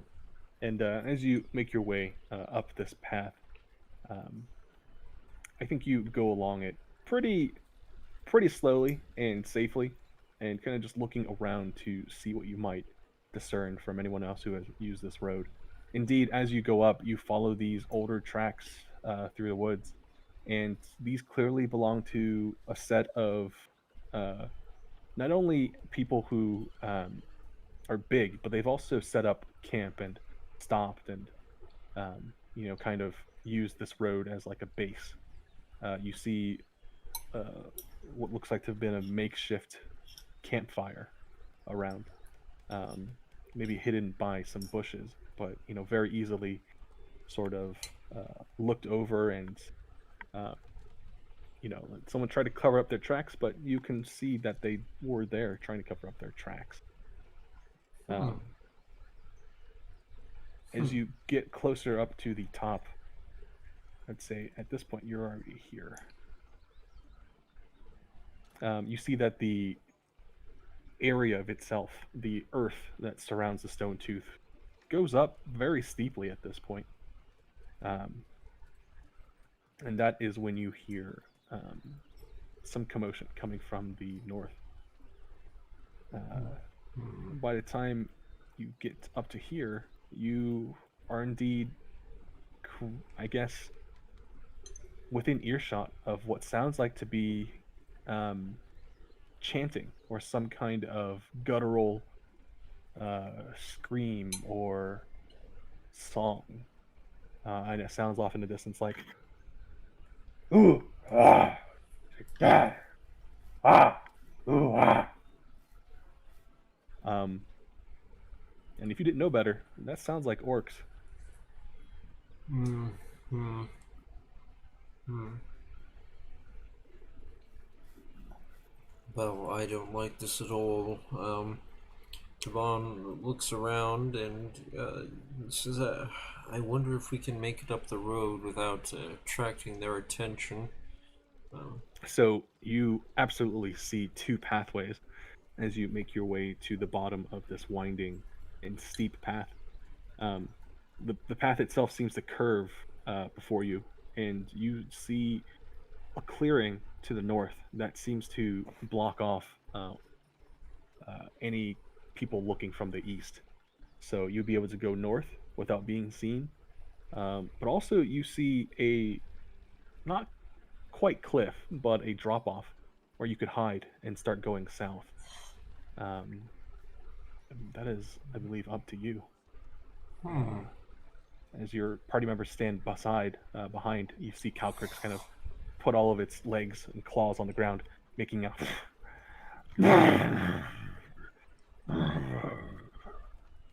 And Sheldon looks to you and says, "Oh, if that's an orc party, you might have to get off the road." Yes, we'd ought to, perhaps into the clearing, and Calcryx, this would be an unwise time to take your meal, I think. We don't want to, engage an entire tribe.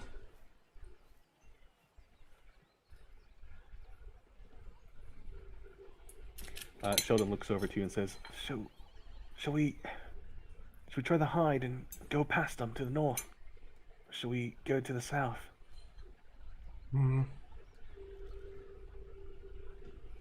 Well, if we go to the south, we'll have to just work our way around back, same direction. It would add, well, a great deal more time onto our journey. I would perhaps go north and, well, just take every step very carefully. You said go to the north. Yes, correct. Awesome. As you go to the north, you actually run into what sounds like to be even louder chanting from the orcs. But as that fades, you hear footsteps and the clanking of hide armor against these very large bodies.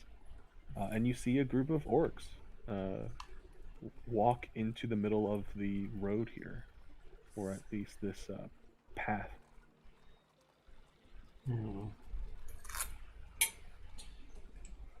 And as they begin to head down, they walk past your position and swing around and start heading south. And Kaman, for the moment, is content to take the shelter of the grove he's led the others into, and he just gives a little to signal to all of them that, well, they should stay in place and not move. And he crouches down, hands on the hilts of his blades, and simply waits in the darkness of his cloak. One final hoorah of the orcs is heard from beyond the clearing, and they have no reason to suspect that you're there. As they round the right, you can hear them chant one last time. Ooh, ah, Eastma, ooh, ah, Eastma. And, well, that quiets down as they head down in the mountain.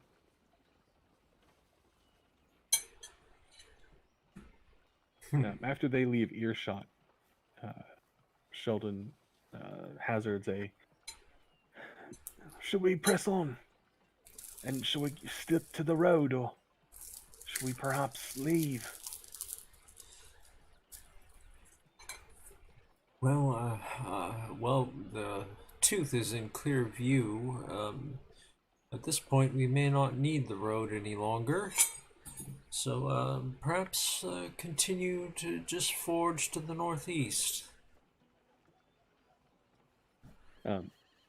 You make your way closer to the stone tooth. And can you see the letters here on the map? No, I do not. Gotcha. I believe there are some set for every kind of. They're set kind of interspersed throughout this area. But as you press on, um, you make your way up this very steep incline, almost next to the tooth itself. Um, you reach the hilltop, and it takes about an hour or two of hiking. Um, the stone tooth is about 1,400 feet in height, towering over the neighboring hills by easily 500 feet or more. But as you get to the base of this thing, um, you don't find an entrance anywhere in sight.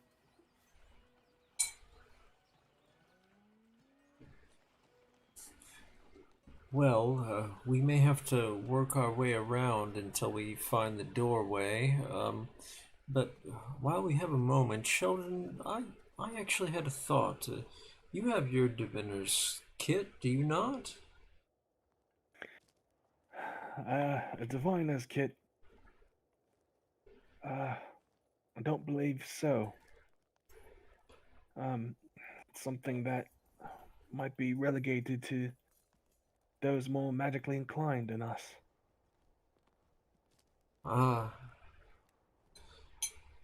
Ah, it's a shame. I had hoped we might use this branch the elven woman gave us. Her name slips my mind in order to, well, find her. She may have some idea of where the door is. Sheldon says, "Oh, if you'd like, I can spend a little time foraging ahead, or maybe even scouting."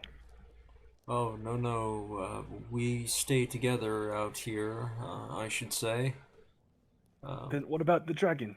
We can maybe send it to fly around, do a sweep of the area. Uh, well, I'm concerned that she may be seen and, well, tracked.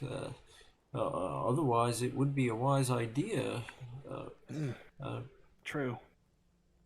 hmm. Well, perhaps follow as closely to the tooth as we can, going northeast, or rather southeast.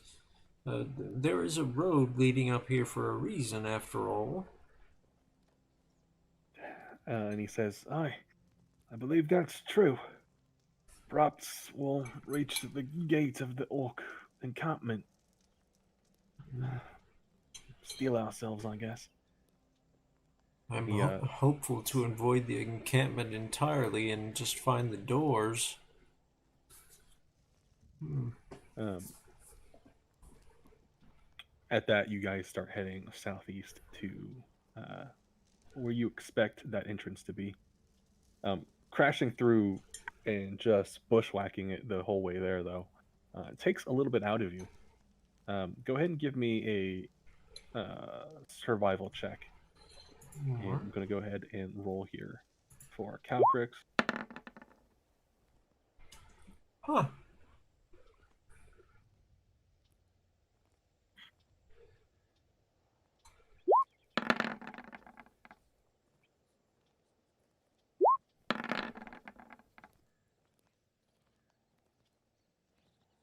Um, all in all, not terrible.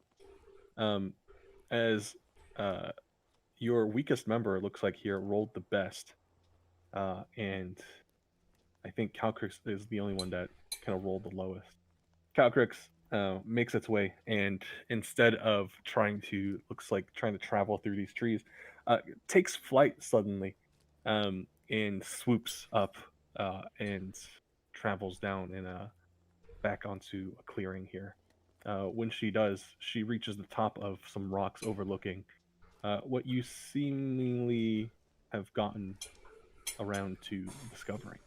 Uh, Meepo quickly kind of skirts along these rocks and finds a spot for him to hang out as you and Sheldon kind of slowly catch up, kind of huffing and panting to their position.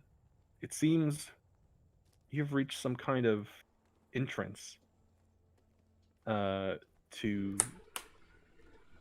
a cave system. overhanging this darkened area are these rocks that just look jagged and sharp. But further in, it looks like there's a tunnel that goes into the mountain itself. This Outside of directly that area, you see the footsteps of many um, discovering and venturing parties that seem to have come from inside. You see the tracks, the newly freshly made tracks of the orcs that you passed. this is different than everything we'd seen. I expected the dwarven doorway to simply be on the side of the tooth, not underground. I wonder if we're at the wrong place.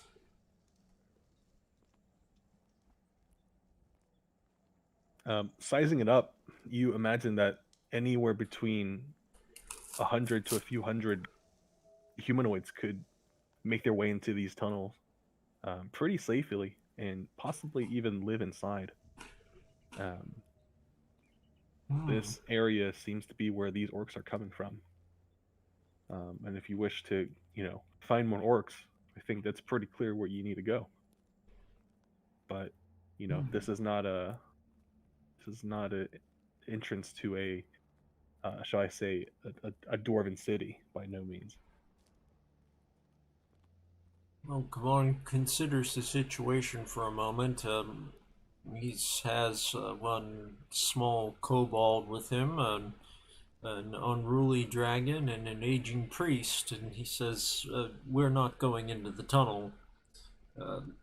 He just waves a hand at it and says, I do think we've found where the local trouble is making its home, and well, we can inform the constable of that later. For now, I say we continue our search for the actual doors. And As you kind of stay there for a while and kind of discuss it, you can almost hear someone calling you from the opposite end of this mountain door. And on the opposite end, you see a tiny figure, um, and suddenly you see that this tiny figure has cast something as fire erupts from their position. And I think just barely you make it out, and it seems to be a woman who seems to be trying to draw your attention.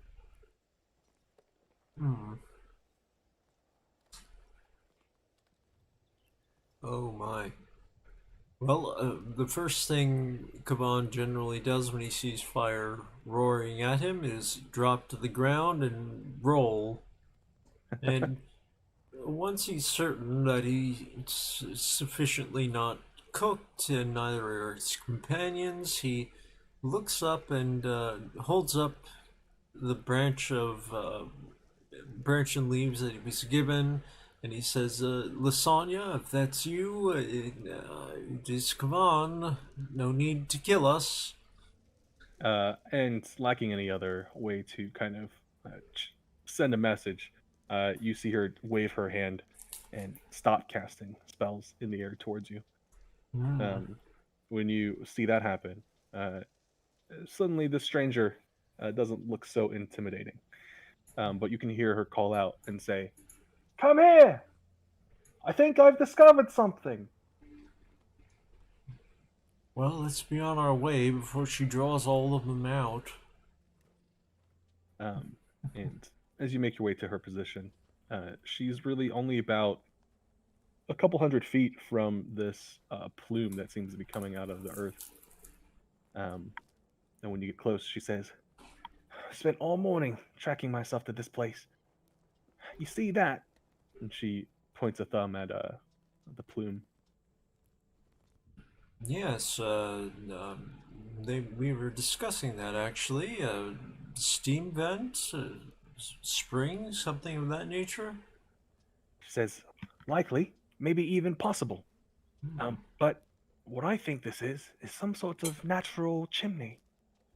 And if that is what I think it is, and if the saying is true, where there's smoke, there's fire, and this has got to be a way in." Oh, well, it could be, but there's no telling how far down it goes. I've only 50 feet of rope. Um, well, have you tested how hot it is? She says, "I haven't even gone near it. Let's go find out." Um, Yeah, so, well, why don't you let me go and, well, I will find out, and on the off chance that I catch fire, you should all go back to town. And, well, tell the constable that the orcs are dwelling at the end of the road to the tooth. Lasagna says, "Nonsense. Here, I'll climb down with you, or at least I'll test the smoke first." Um, and with that, Sheldon follows closely behind as does Meepo and Calcryx. Go ahead and give me a perception check to discover if you can find this source of the wild of the smoke.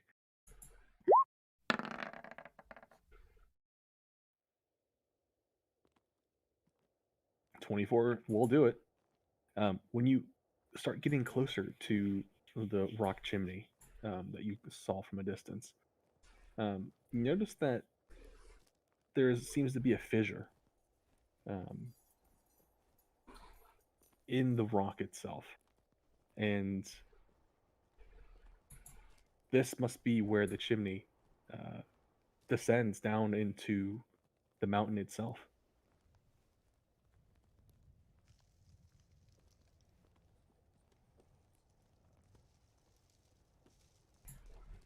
Well, after a moment's thought, Kaban thinks to ask Lasagna, what's your interest in getting inside, by the way? She says, "Well, you see, a sorcerer, and us sorcerers, we get our powers from, well, we don't exactly know. I just kind of woke up one day and cast spells. I guess I'm trying to find out where that comes from. And research has told me that this symbol," and as she turns her hand around, um, seems to be a symbol of Moradin. This symbol says, well, that I might be touched, given a special powers by a god. And I've always figured that it might have come from something like that. And, Hmm. well, I intend to find out for sure. And you say you just awoke one day. You had a life before your magic. Correct. Well, that is quite something. Uh, well, this would be a great blessing indeed to be given such powers by a god. I can understand your interest now. But, well, we're taking quite a risk by entering this way. Uh,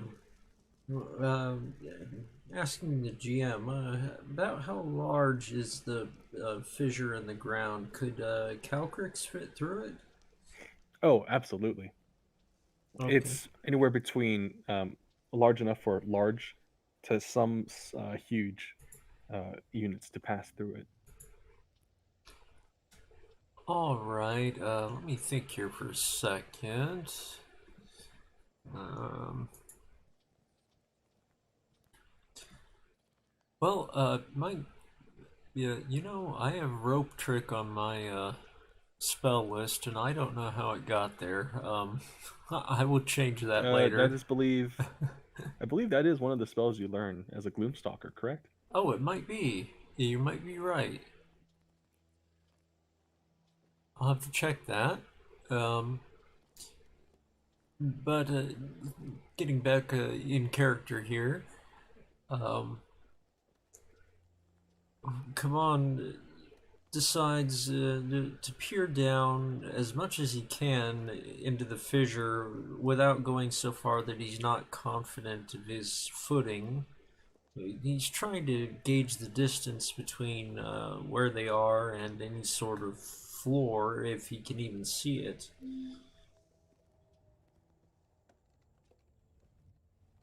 Um, the the descent, is that what you're describing? Yes, he's trying to gauge whether he can even see the bottom. Okay. Yeah, I don't believe you can, but a sturdy rope should be able to get you down this thing if you take your steps carefully. Um, It's just a point of concern for him that he only has 50 feet of it, and well, what if they get down there and they're hanging in midair, you know? sure. Um, let me go ahead and check because I don't believe it's that. Um,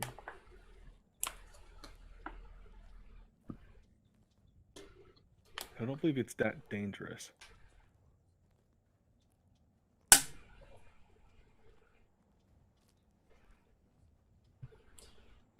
This is me probably overthinking things. You've given me my entrance. I don't believe it is super dangerous by the looks of it. It looks like from where you are, like a fissure that has a low amount of smoke coming out of it. There's walls on both sides of the fissure that you can kind of scale down naturally. Um, and with a good rope, you should be able to get inside. Mm, So I believe 50 just feet of rope should be enough if you tie it to the top of this thing. just looking at my inventory here, and yes, I do have 50 feet of rope, and I have some pitons, so I can secure it very stably to the surface area of the fissure.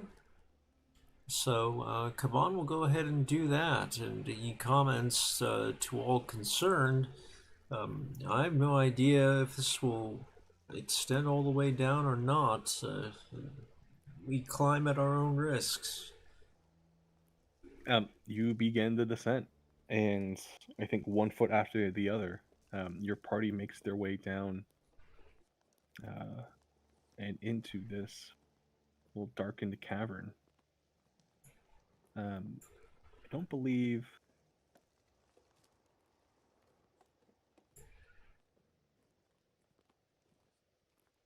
some of your companions have dark vision, but some of them also just do. Sheldon is probably going to bring up the rear here. I think I'm actually not sure about Calcryx, but I think everyone else would.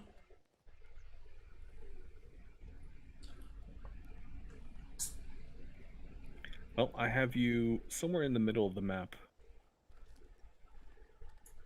Maybe middle right of the map. Yes, yep, I can see myself. If you're able to see, you should see what looks like to be a large smoky fire that crackles in the center of this room. You see pots and kettles scattered all over, and you feel a draft kind of go up to the ceiling as you descend into this area. Your 50 feet got you just about where you needed to be, about 10 feet off the ground. The walls here are irregular and rough and slippery.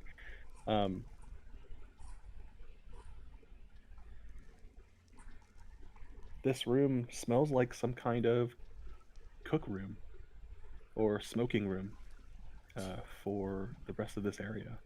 But you immediately see, the trappings of a small tribe of orcs living here. Oh, God's help me, I can't avoid them wherever I go.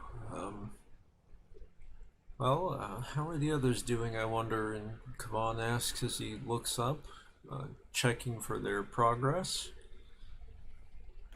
Everyone else seems, well, more or less unharmed.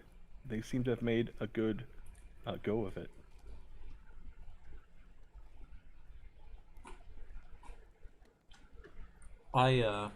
If they are on the map, I actually cannot see them.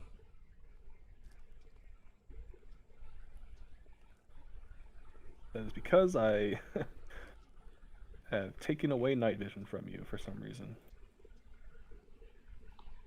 Ah, now it's nice and crowded. All right.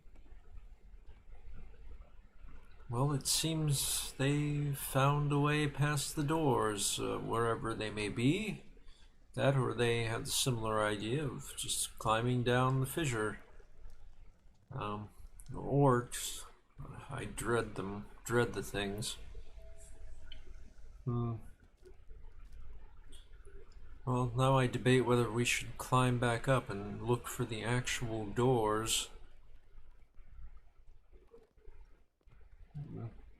Sheldon looks around and says, if orcs are living here, then it seems they've been living here a while.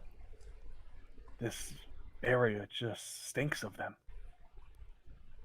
This complex must also be huge. If we've made our way into the belly of it, there must be many more rooms waiting for us.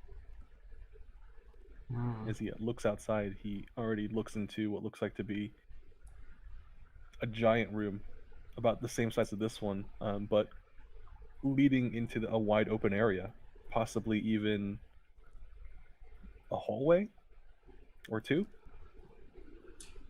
Well, it would make sense for this to be a quite large area. After all, well, if the dwarves built it, it was at one point virtually a city. But, well, we do have one advantage, and that's if someone were to be in here, who is not supposed to be, they would likely have come in through the gates rather than this path. So, we may be able to sneak our way through. Except perhaps for Calcryx.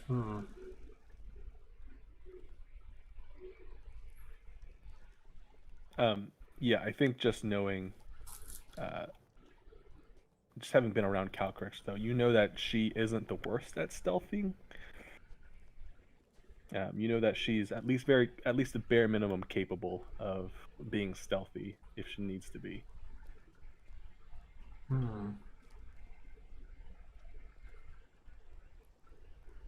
Meepo, pardon me, he lifts a hand deferringly to Calcryx. Meepo, can Calcryx speak common?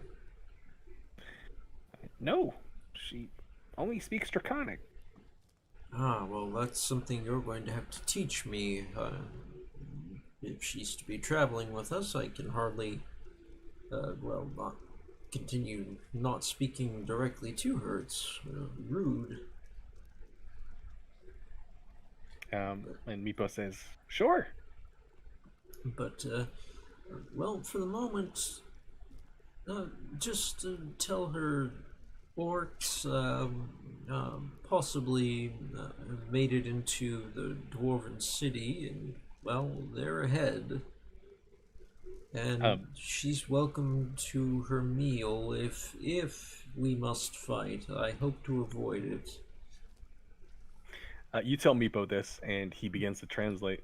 But unfortunately, as Calcryx goes around probably to smell everything in this room, she begins knocking over pots and pans, making just a racket, just like swing, swing, swing, and just going and just digging her snout into all of the possible ways to get food in this area. And as the sounds and echoes close and finish, nothing comes towards your direction. You don't hear anything coming. Meepo, at this point, is kind of reining Calcryx in and saying, "Calcryx, you're being so loud." But you can hear Calcryx kind of respond with like a. And Meepo says, She seems kind of hungry. Maybe we just let her eat a little bit before we go sneaking? Well, is there food in here that she would eat? And from the looks of it, Calcryx has already dug into one of the pans here and started chomping away at whatever was in there.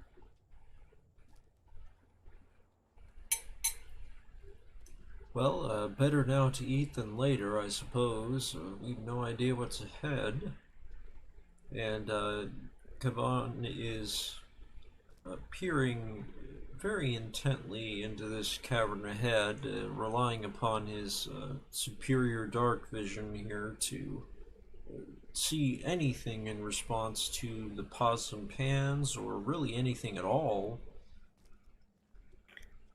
You wait for a good minute or two, but it doesn't seem like anything's coming. As you look into the room to the northwest, you see walls and floors that have been carefully smoothed.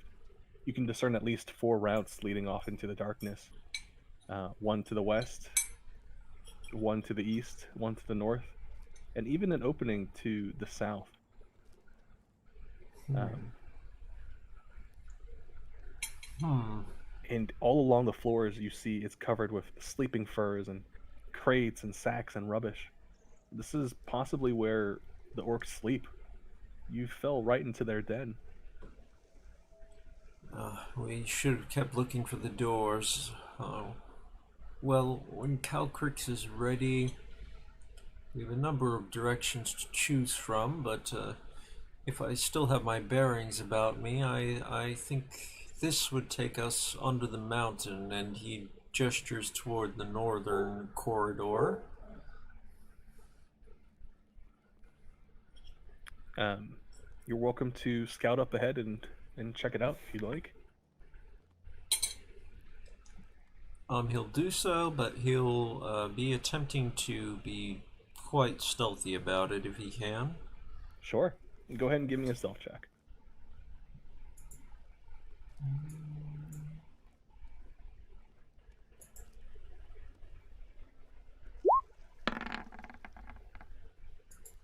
.26 is very good. By the time you get to here, I believe you see a far-off door on this side.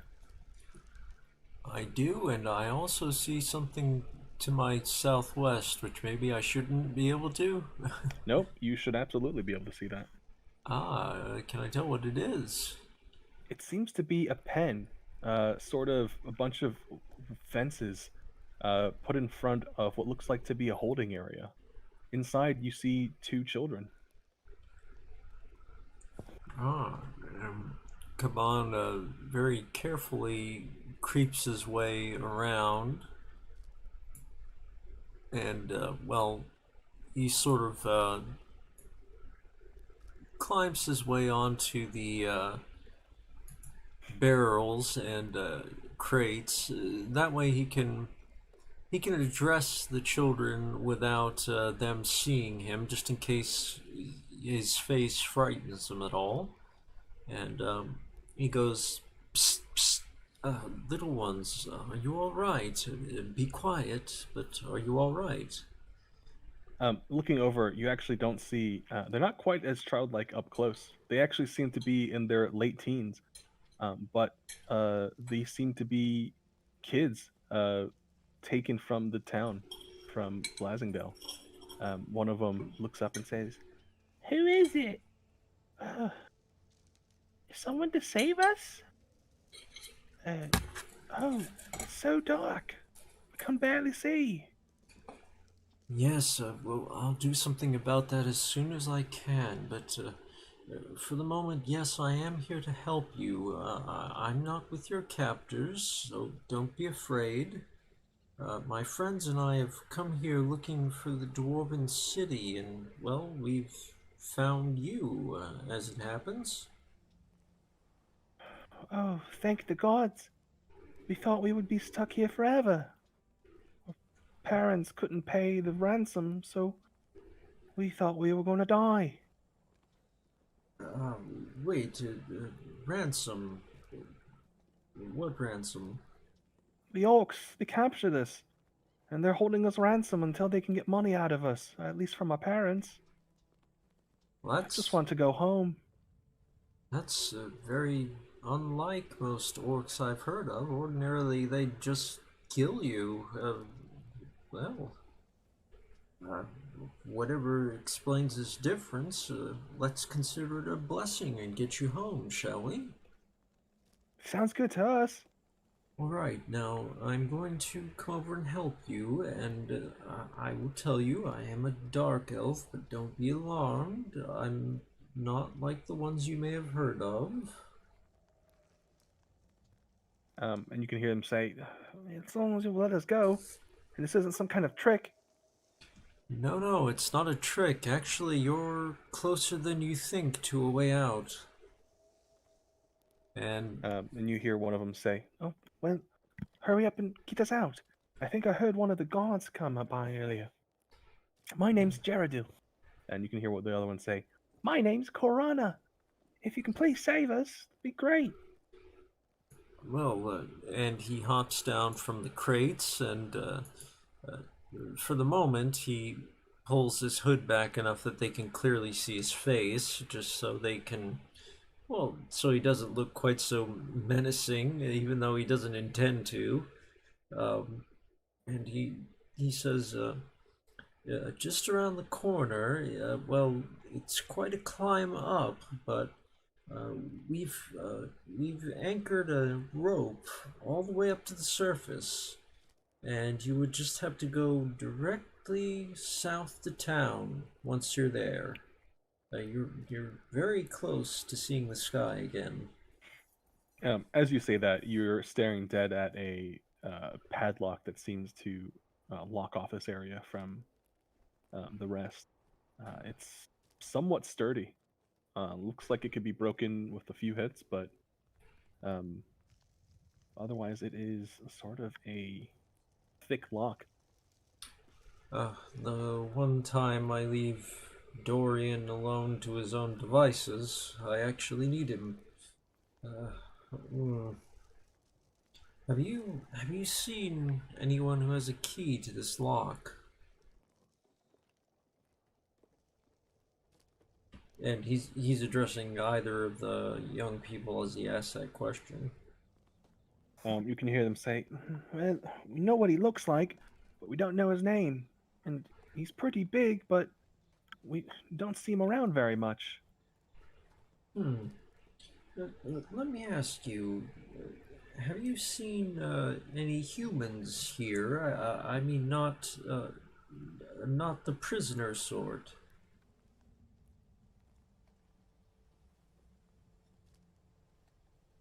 sorry, one more time?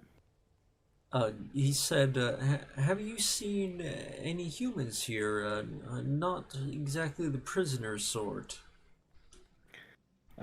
You can see Korana pipe up and say, Oh, I haven't seen any humans.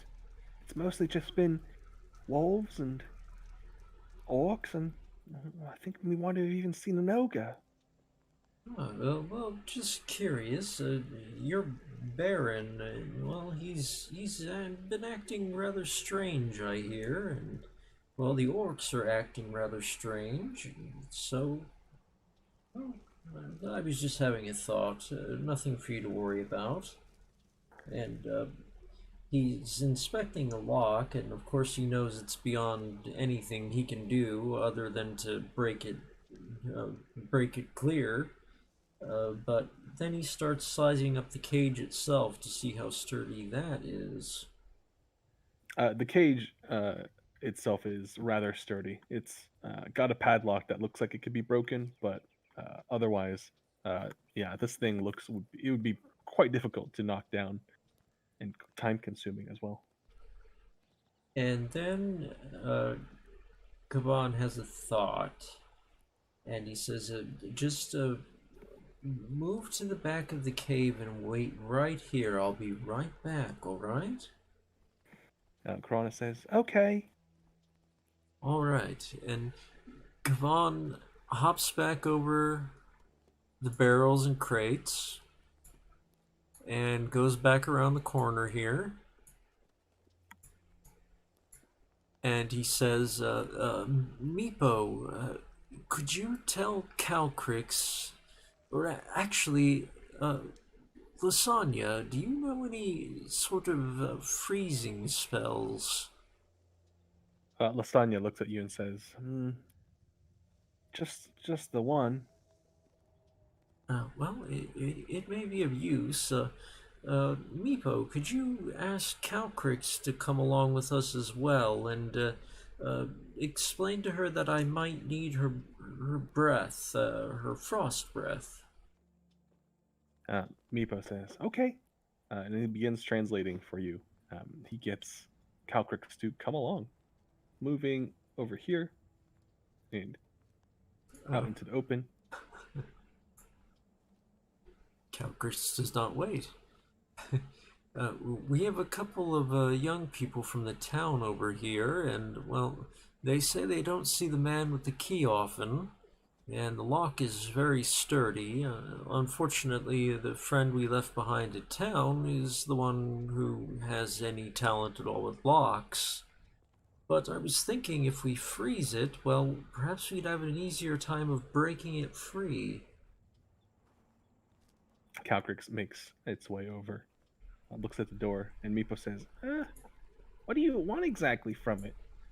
To blow the whole cage down?" Well, we just need enough to, well, to be honest, blowing the cage down would suffice if nothing else works. But there are two young people in there, and we're trying to, well, break the lock. If Calcryx can freeze it, it may be easier for me to just break it free. Meepo translates for you, and Calcryx can be seen kind of taking deep breaths, like.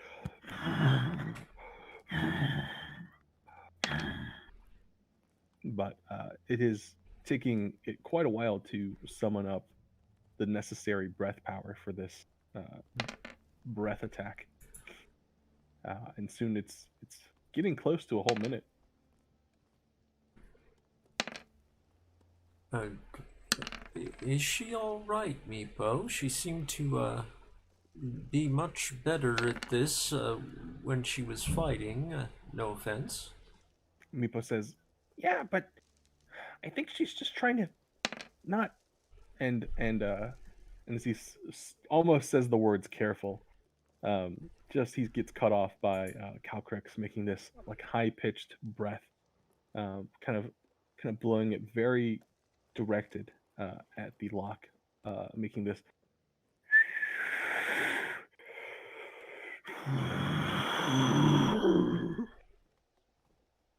And the lock becomes frozen over completely, and it seems to start drawing moisture from the surrounding, creating ice on it. She was being careful. I understand now. Well, tell Calcryx I'm very impressed at her skill. And Meepo translates for you, and Calcryx takes a step back. And as he steps forward, he explains to the children, nothing to worry about. I have some very unusual friends, but I'm going to try and break the lock now. Don't be alarmed by that either. And he hooks one of his, well, actually, first he draws his scimitars, but he hooks one inside and along the bottom of the lock.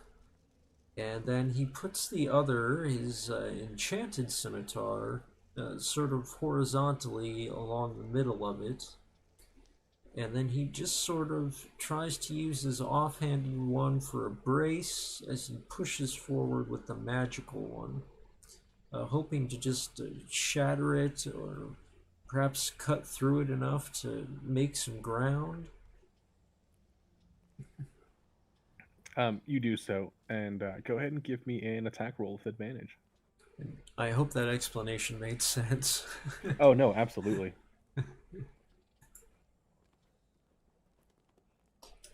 Do you want attack rolls for both weapons or just the one I'm pushing with? Both would actually be great because you're essentially kind of like getting ready to kind of use your swords as like almost a scissoring action. Yes, exactly.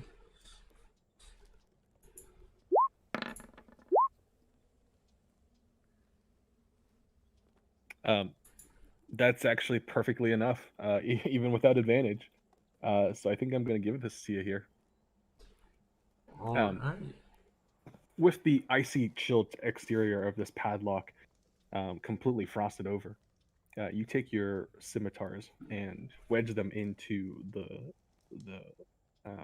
area where the lock is thickest, um, kind of exerting your pressure just at the right angle. And with your foot, with your boot on the door, you quickly make this spring, and the lock just kind of breaks instantly. Um, as it does, the fence gates open with like a, and the children at the back of the cavern celebrate, say, "Yes, thank you," Oh, immediately start rushing out. you're welcome, but be quiet still. And this way, he gestures toward the cavern they descended from. Oh, and Um, don't mind Calcryx. She's a friend. Calcryx makes like a, and the two just make do their best to run away from that voice.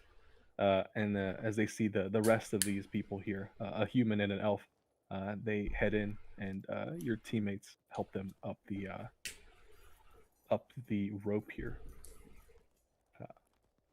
Quickly, in short order, they are taken up and out, with Sheldon following them and guiding them to the surface. Um, after a couple minutes, you see him head down from the rope and say, "One of us should stay with those kids. Make sure they make it back to town in one piece." Yes, well, I'm loath to be without your healing gifts, Sheldon, but we seem to be heading into the darkness, and I worry for your sight. Perhaps they would be better served with your guidance in this case. Sheldon, doesn't even hesitate, and he says, "I'll make sure they make it back to town safely then." Oh well, I'm most grateful, my friend, and do take care on your way.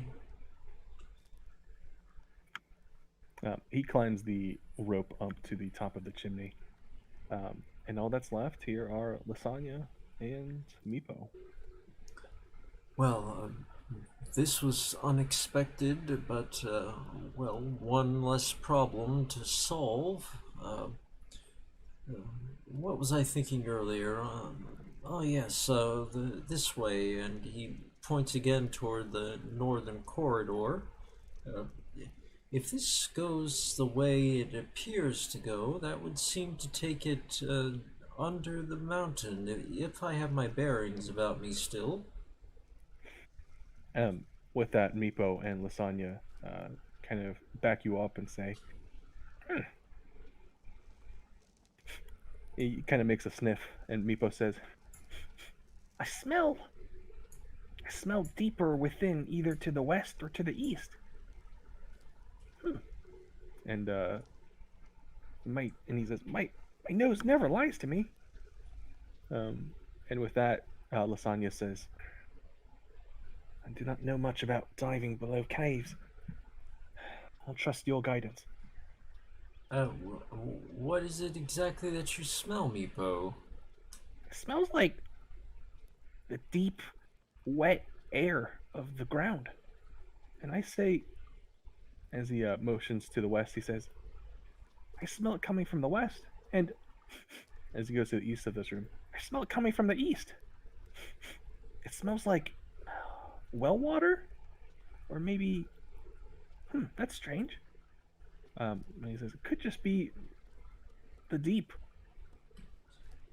Well, it could be. After a point, the Underdark is mostly puddles and mold, fungi, things of that nature. You know well enough, living in the Citadel. Um, well, I don't know. The the floors make it difficult to follow. They would have all been made by the dwarves, surely, to be paved like this. wonder if the northern corridor is a dead end, perhaps the wrong direction. But we Meepo have to, says, we have. if you'd like, I can scout ahead. I worry about separating Meepo. We don't know where exactly. Well, if the enemy is here or where they are.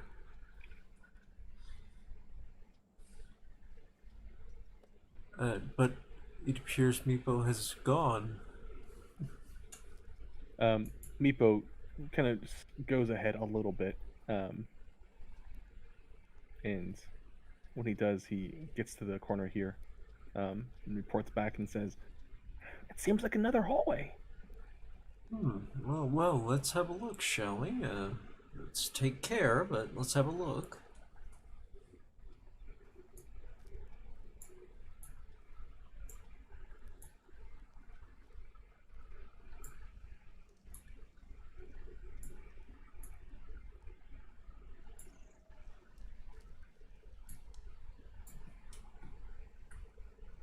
Oops. Sorry, I did not mean to zoom through the wall there. No, you are good. I only wish I had that power. He stops here and he turns an ear toward, well, the new hallway, trying to, well, catch any sounds he might hear. Go ahead and give me a perception check.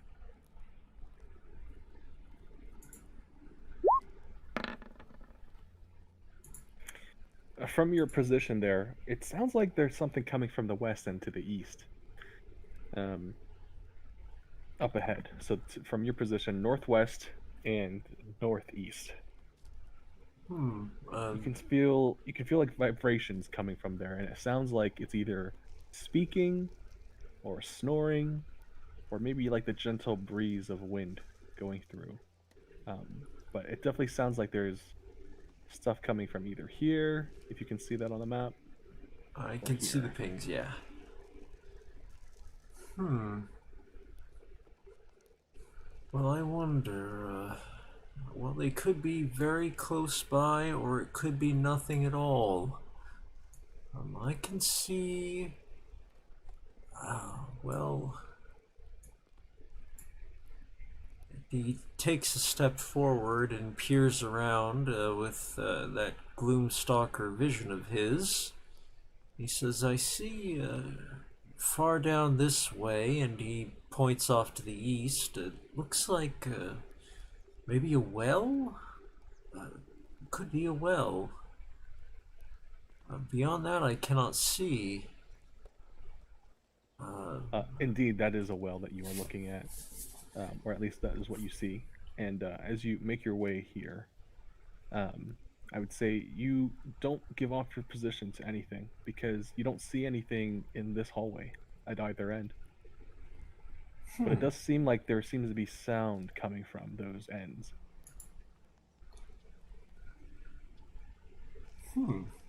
And any quality to the sound at all? Now that I'm a little closer?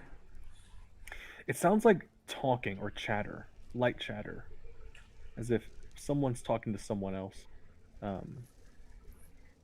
And he wouldn't generally expect light chatter from an orc. But they're... not necessarily. But they do have allies that he might. It definitely sounds like somebody speaking to somebody. But you know, it definitely sounds orcish as well. Oh, okay. Meepo, do you speak any languages other than Draconic? And he says, well, Draconic, Goblin, and Common. Well, come a little closer. Tell me if you think this is anything like a goblin. And just listen. He says, maybe. It's a bit muffled, but it could be. All right. Well, let's have the others come forward as well. You can tell them to. And as he waits for them, Kavan sneaks ever so slightly closer, stopping right there to see if he can get an even better bead on what's going on up here. Sure. And, to the far west, he sees another corridor cutting off to the north. And another step, and a dead end to the east.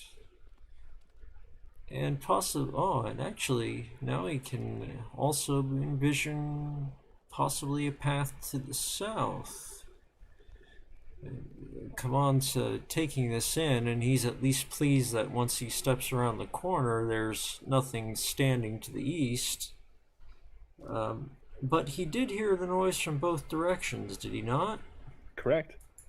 At this point, does it seem like maybe it's more echoing off the eastern wall? No, I think you heard two different things. You heard like a low sound coming from the west. And then from the east, it sounded like maybe chatter, or at least maybe some orcs speaking to each other. Not yelling, but speaking. Okay. He once again gestures the others to follow along as he points off to the western corridor. Sure. As you do, you hear what sounds like to be the low sound sounds to be growls coming from the west, and they seem to be coming from here now. Do they by any chance sound like wolves to him? Go ahead and give me a nature check.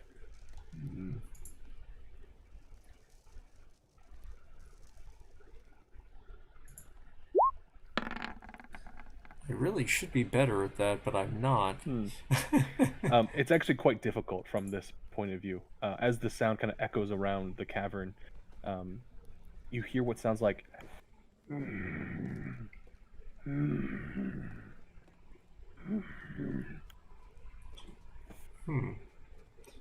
you can't tell what it is, except that it's from something big. Well, he's going to try and move very stealthily down this corridor. We'll say 5 feet at a time for map purposes. And if necessary, I'll make a stealth check whenever you need me to do so. No, you're good. Go ahead and give me a stealth check now as you get closer to the door. Okay.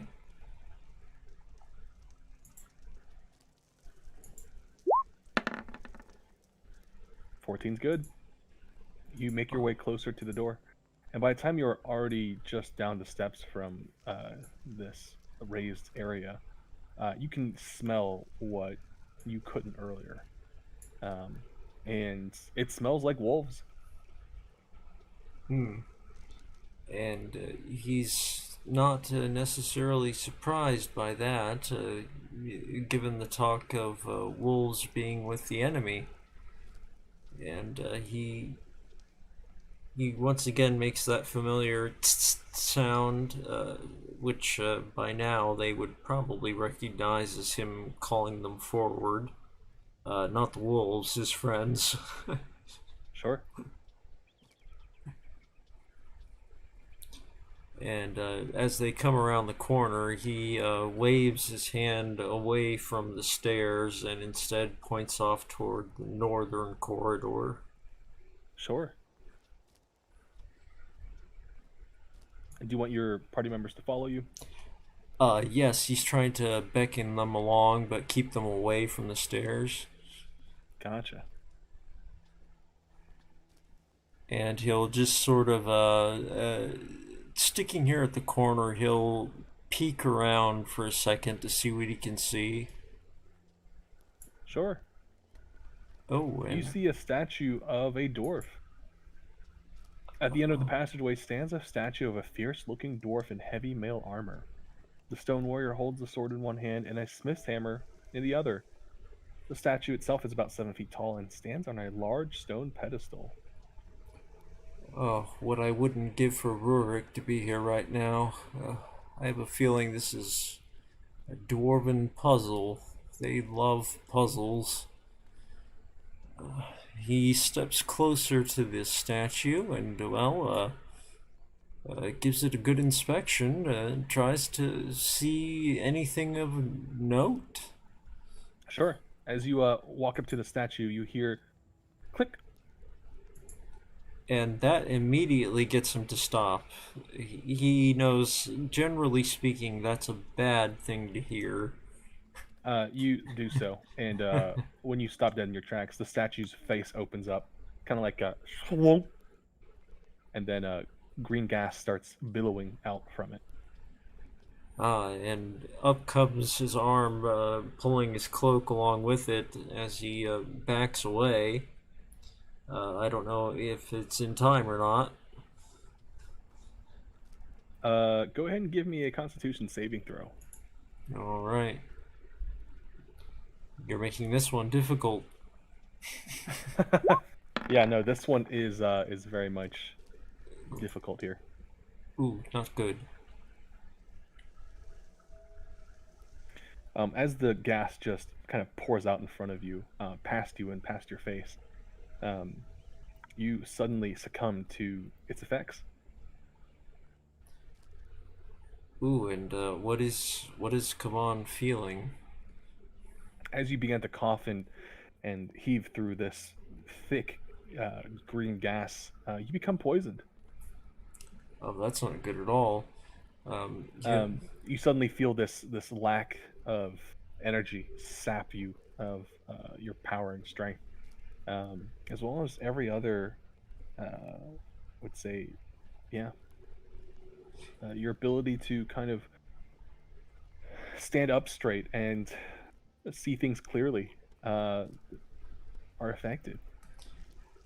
Well, for lack of want to accidentally hurt himself, the first thing he does before he fully succumbs is puts away his swords, and he places a hand to the wall and just sort of uses it for support as he slowly, one step at a time, stumbles back out to the corridor, around the corner, and then just drops to the ground, doing all that he can in the world not to cough while right in front of the staircase. And, Sure. He just sort of rasps out to the others, trap, gas, that way. As you do so, I think Lasagna comes up to you and digs something out of her pouch. And she gives it to you and she says, "This is not good. Here, I've managed to find this in one of the stores." And, being rather a prisoner of the moment, Kaman accepts it, and without question, he has a quaff of whatever it is that she's given him. She has given you what appears to be antitoxin, and as you take a sip of it, it helps, but it doesn't get rid of your poison status. Oh, well, that did aid somewhat, but, I still feel it flowing through my veins. I have no idea what that statue spewed at me, but, I should have really known better than to walk right up to it. What sort of idiocy was going through my mind? And I thank you for this, by the way, and he offers the flask back to Lasagna. You do so.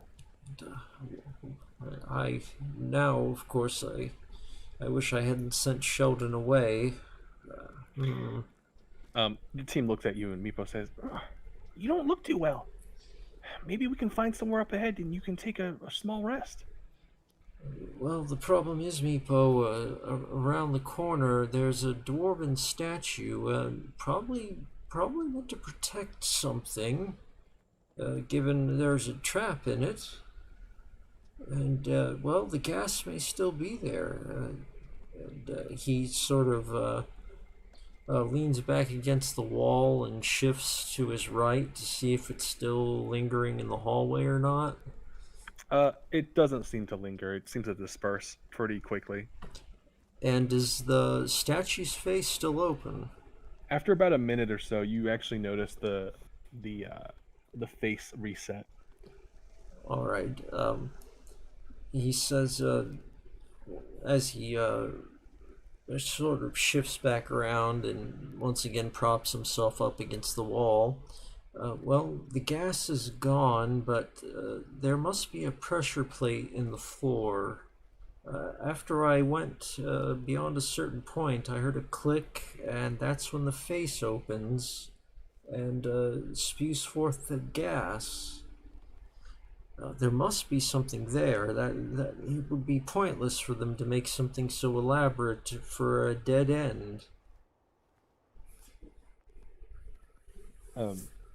As you say that, you hear what sounds like to be more and more speaking coming from the west and the south. Soon you hear some commotion coming from the west, and it sounds like the body of an orc pressing itself against the door, and it says, you can even hear it at this point. It says, Someone set off the trap. Some idiot. Yarak, grab the lever.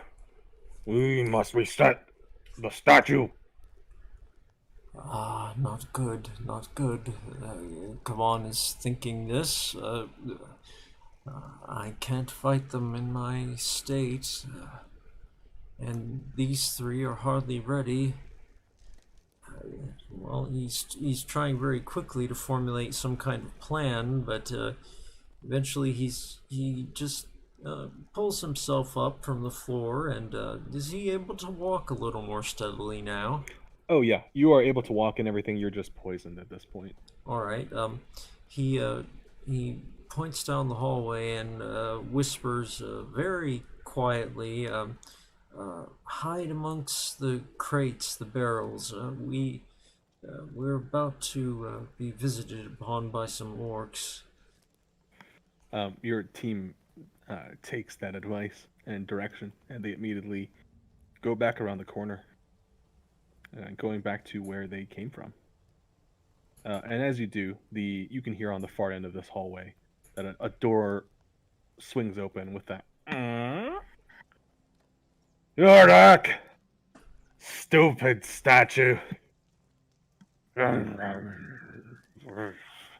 you can hear like bing, bing, bing, and it seems that they've kind of wedged something in by the sounds of it. And the orc turns around and away from the door, and he says, Should fix it for now. Kavan listens to this for a while, and well, when the noise tapers off, he scratches again at the side of his neck as he's trying to ignore the sensation of the poison in his veins, and he says, "Well, I have an idea, and well, I might as well act on my ideas because I don't know how much time I have left to me. It might be that I could lure them into opening the door and step on the pressure plate just before jumping back, catch them in the gas." To that, Lysania says, "Are you sure that's a good plan? Do we even know how many of them there are? One poison orc is, well, bound to have friends. And if they all start chasing us out of that door, well, I don't know if all four of us could take on 4 orcs, even if they're poisoned or not."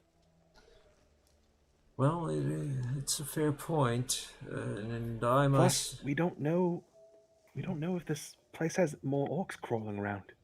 I'd say let's try to find the exit or entrance from this place, and Well, I go would, from there. I would, I would hazard there are quite a few, but you have a point, and I am not exactly at my best either. Well, You should rest. Is what you should do. yes. Let's take this way. I can see a well in the distance, and he points toward the southeastern corridor.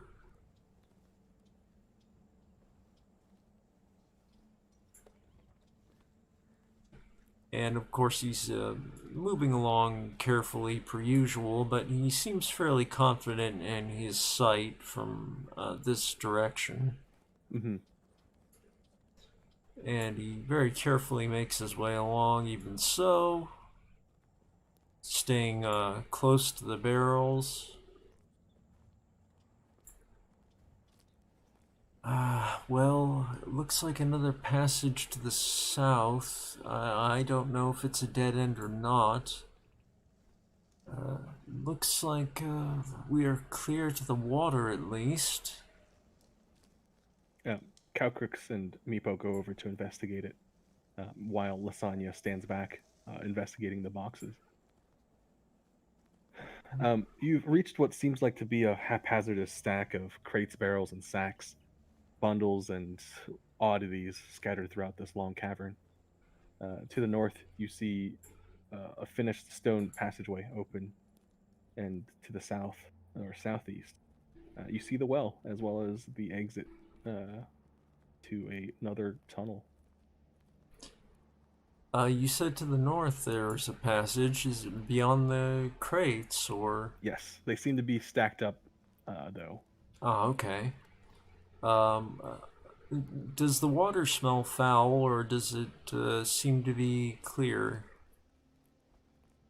Um, I believe it smells of that dankness of the Underdark that Meepo was talking about. But this whole area stinks of the plunder of the orcs' raids. You see foodstuffs, ales, blankets, tools, timber, pitch, nails, wool, and even similar other goods. And that passageway, though, is blocked. It's about 10 feet of all of those items kind of stacked on top of each other. I wonder what it is they're so very carefully trying to block off. If only they weren't so close by, I would just ask Calcryx to blast it all away. Oh, yeah, and I'm sure you could.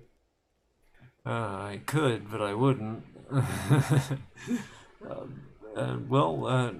Daring to risk, he decides to pull his glove off for a moment and scoop up some of the water, if only to wash off his face, try and get some of whatever may be lingering of the gas out of his eyes.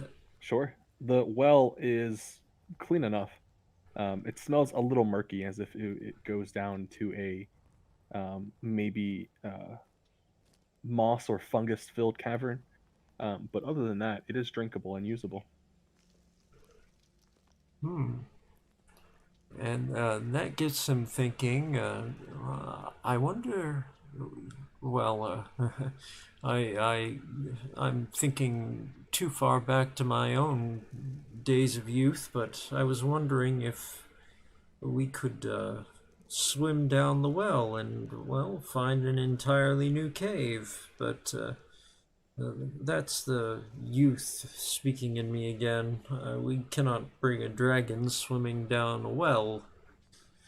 As you peer deep into the well, too, it doesn't seem it goes down quite so far. Well, I wonder, Lasagna, I'm afraid I'm not familiar with your magics, but do you have anything that might help move this without too much noise? And he gestures toward the large stack of various containers. Lasagna doesn't, as she says, "No, just a bunch of spells of varying degree of explosiveness." Ah, that kind of magic. let's not use that until we have to, shall we? Well, the orcs aren't bright, but they have good hearing. I need to know what's beyond here, and well, without much else said, he starts to move things, the smaller things first. And Sure. whether the others help him or not, he's set into the endeavor. He's sort of in a hurry at this point because, well, he knows he might be on borrowed time. It takes a while, and while you are not dying, you're not going to die of this poison. I think it's pretty clear that much. But it is actively hampering your ability to move these rocks, or not rocks, these piles of wood, and cargo. Your teammates begin to help, and they slowly begin to start removing like decent amount of these tables. After about 20 minutes or so, you finish. And at that point, you hear some commotion coming from the east. Ah, he turns an ear toward that to try and get some idea of what that might be. And it seems to be an orc cussing an orc. That much you know. And it just seems to be saying,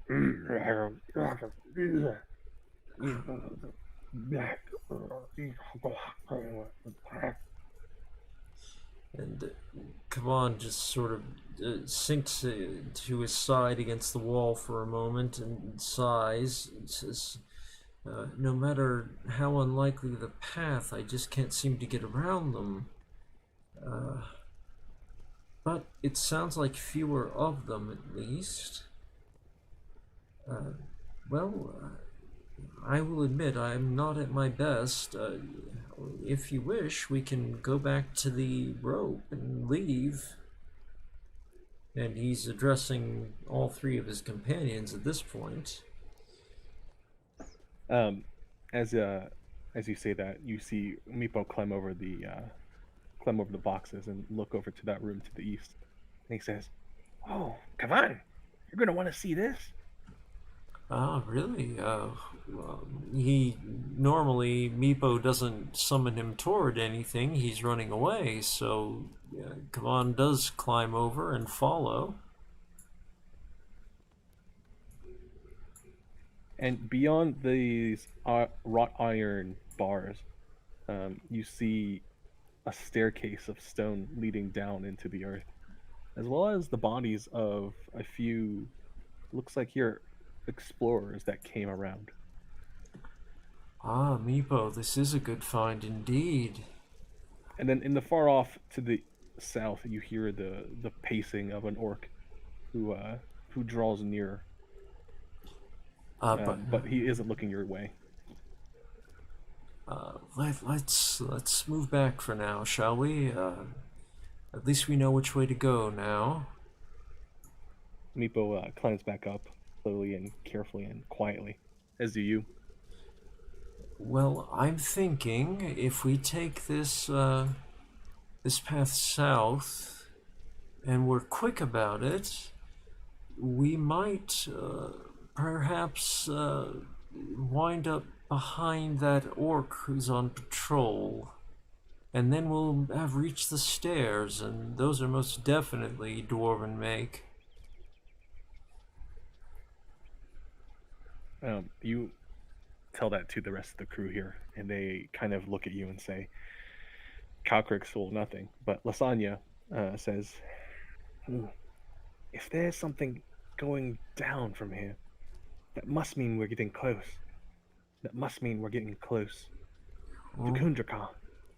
I should say there's a fair chance. It's quite a staircase. Behind iron bars that way, unfortunately. We're going to have a chance going around. And we're going to have to kill this orc very swiftly. I don't want him to sound any alarms. And Meepo grabs some water and says, Okay, I'm ready. And Kaban draws his scimitars, and he's feeling very hesitant about this because, well, he knows he's not at peak form. But nevertheless, he's working his way slowly down the corridor, and he doesn't stop the others from following him, although he warns behind him, it's getting narrow, be aware. And unfortunately, he seems to find himself at a dead end. Unless I'm mistaken. That's what it appears to be. It seems, well, almost too convenient to him that it's a dead end, and he just sort of inspects the wall disbelievingly. Sure. It seemed to almost perfectly connect in his mind. Go ahead and give me a perception check.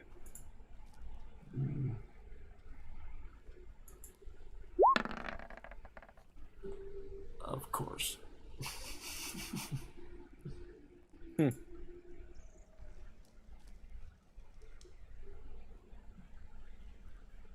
He's just functioning on old underdark instincts here, but It's actually worse than that because I believe you have to roll with disadvantage. oh wow, you want me to re-roll? No, it's fine.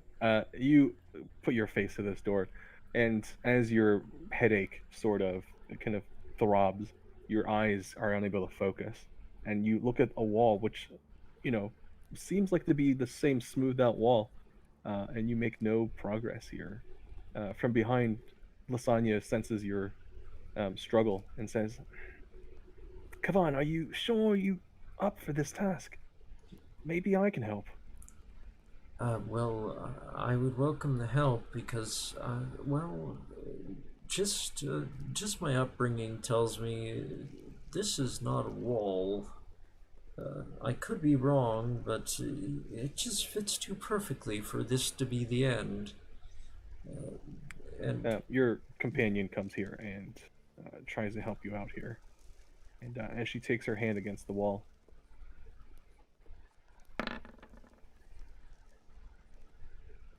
she actually succeeds.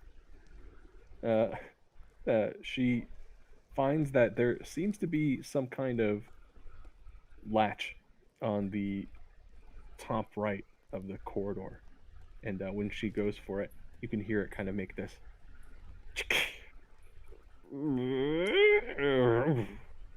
And natural rock can be seen giving way as it seems to have been perfectly blended to the cave. But as she opens it, she opens the corridor to show another corridor.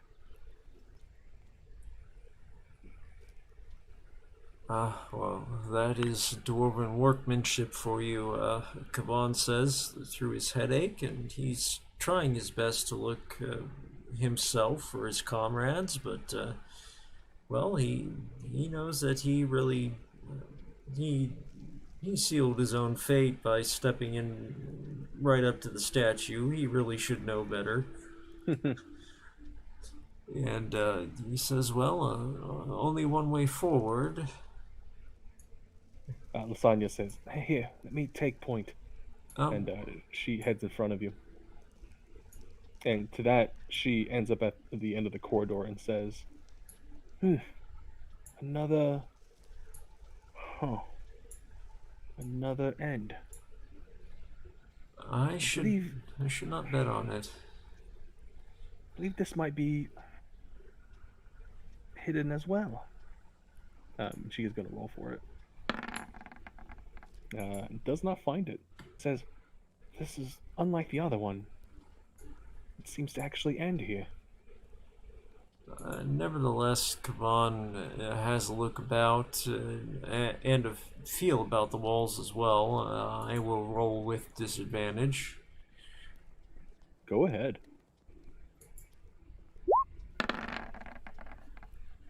Well, for disadvantage, not bad. That is extremely well for disadvantage. That is going to do it. You come upon this wall, and sensing something is different about it. You do. You put your hand actually to the same top right area, touch against natural stone. However, stone that also feels like it gives way. If you push it open, you should see the next room over. And he nods back to. Well, actually, I can just see now that they are following, so nix that bit. He makes a warning gesture with his scimitar before holding it sideways. He uses two fingers to reach up to the latch and pull it. And then he sort of drops back against the wall. Sure. You go for this natural rock that kind of gives way, and as you do, you open up the door into another room, and just as you do, you see the inside of, um, well, a chamber of finished stonework, populated by, well, quite a few people, orcs, in fact. And as you do, they pivot around and they yell and they say, "Intruders!" No. And I think that's where we'll pick up next week. Oh, well, all right. Leaving us on a cliffhanger. Oh yeah, this is going to be a combat for sure. And while I'm poisoned, not good. But we get to see what my new companions are made of, I think, more so than me. 100%. Let's see if they can't save your bacon here. Yeah, all right. Well, anything you'd like to say to the viewers out there before we go? I don't think so. Not for now. Um, I think pretty much, keep up with us and let's see where this goes. We got two companions. They're freshly minted here. We're going to go ahead and make them a part of the team. And well, what that means is we'll probably doing some combat. So let's see where this goes. And I actually thought of something to say, which is if you're enjoying GM Tang's storytelling, well, tomorrow night, I believe it is Curse of Strahd. Correct? Yes, if you're in the mood for a little early Halloween campaigning, well, we're gonna have Curse of Strahd on tomorrow with GM Tang. And it will be at the same time as this evening, 7 p.m. Eastern. So, well, if you guys want to have a little bit of fun with that, please do join in. And as always, thank you, GM Tang. Absolutely. And glad to see, hope to see you guys tomorrow night. Blah. Oh, and there you have a sample of his Count Strahd voice acting. Fabulous as always. 5 stars. And I will close out here and wish everyone a good night. And, well, stay safe and take care of each other.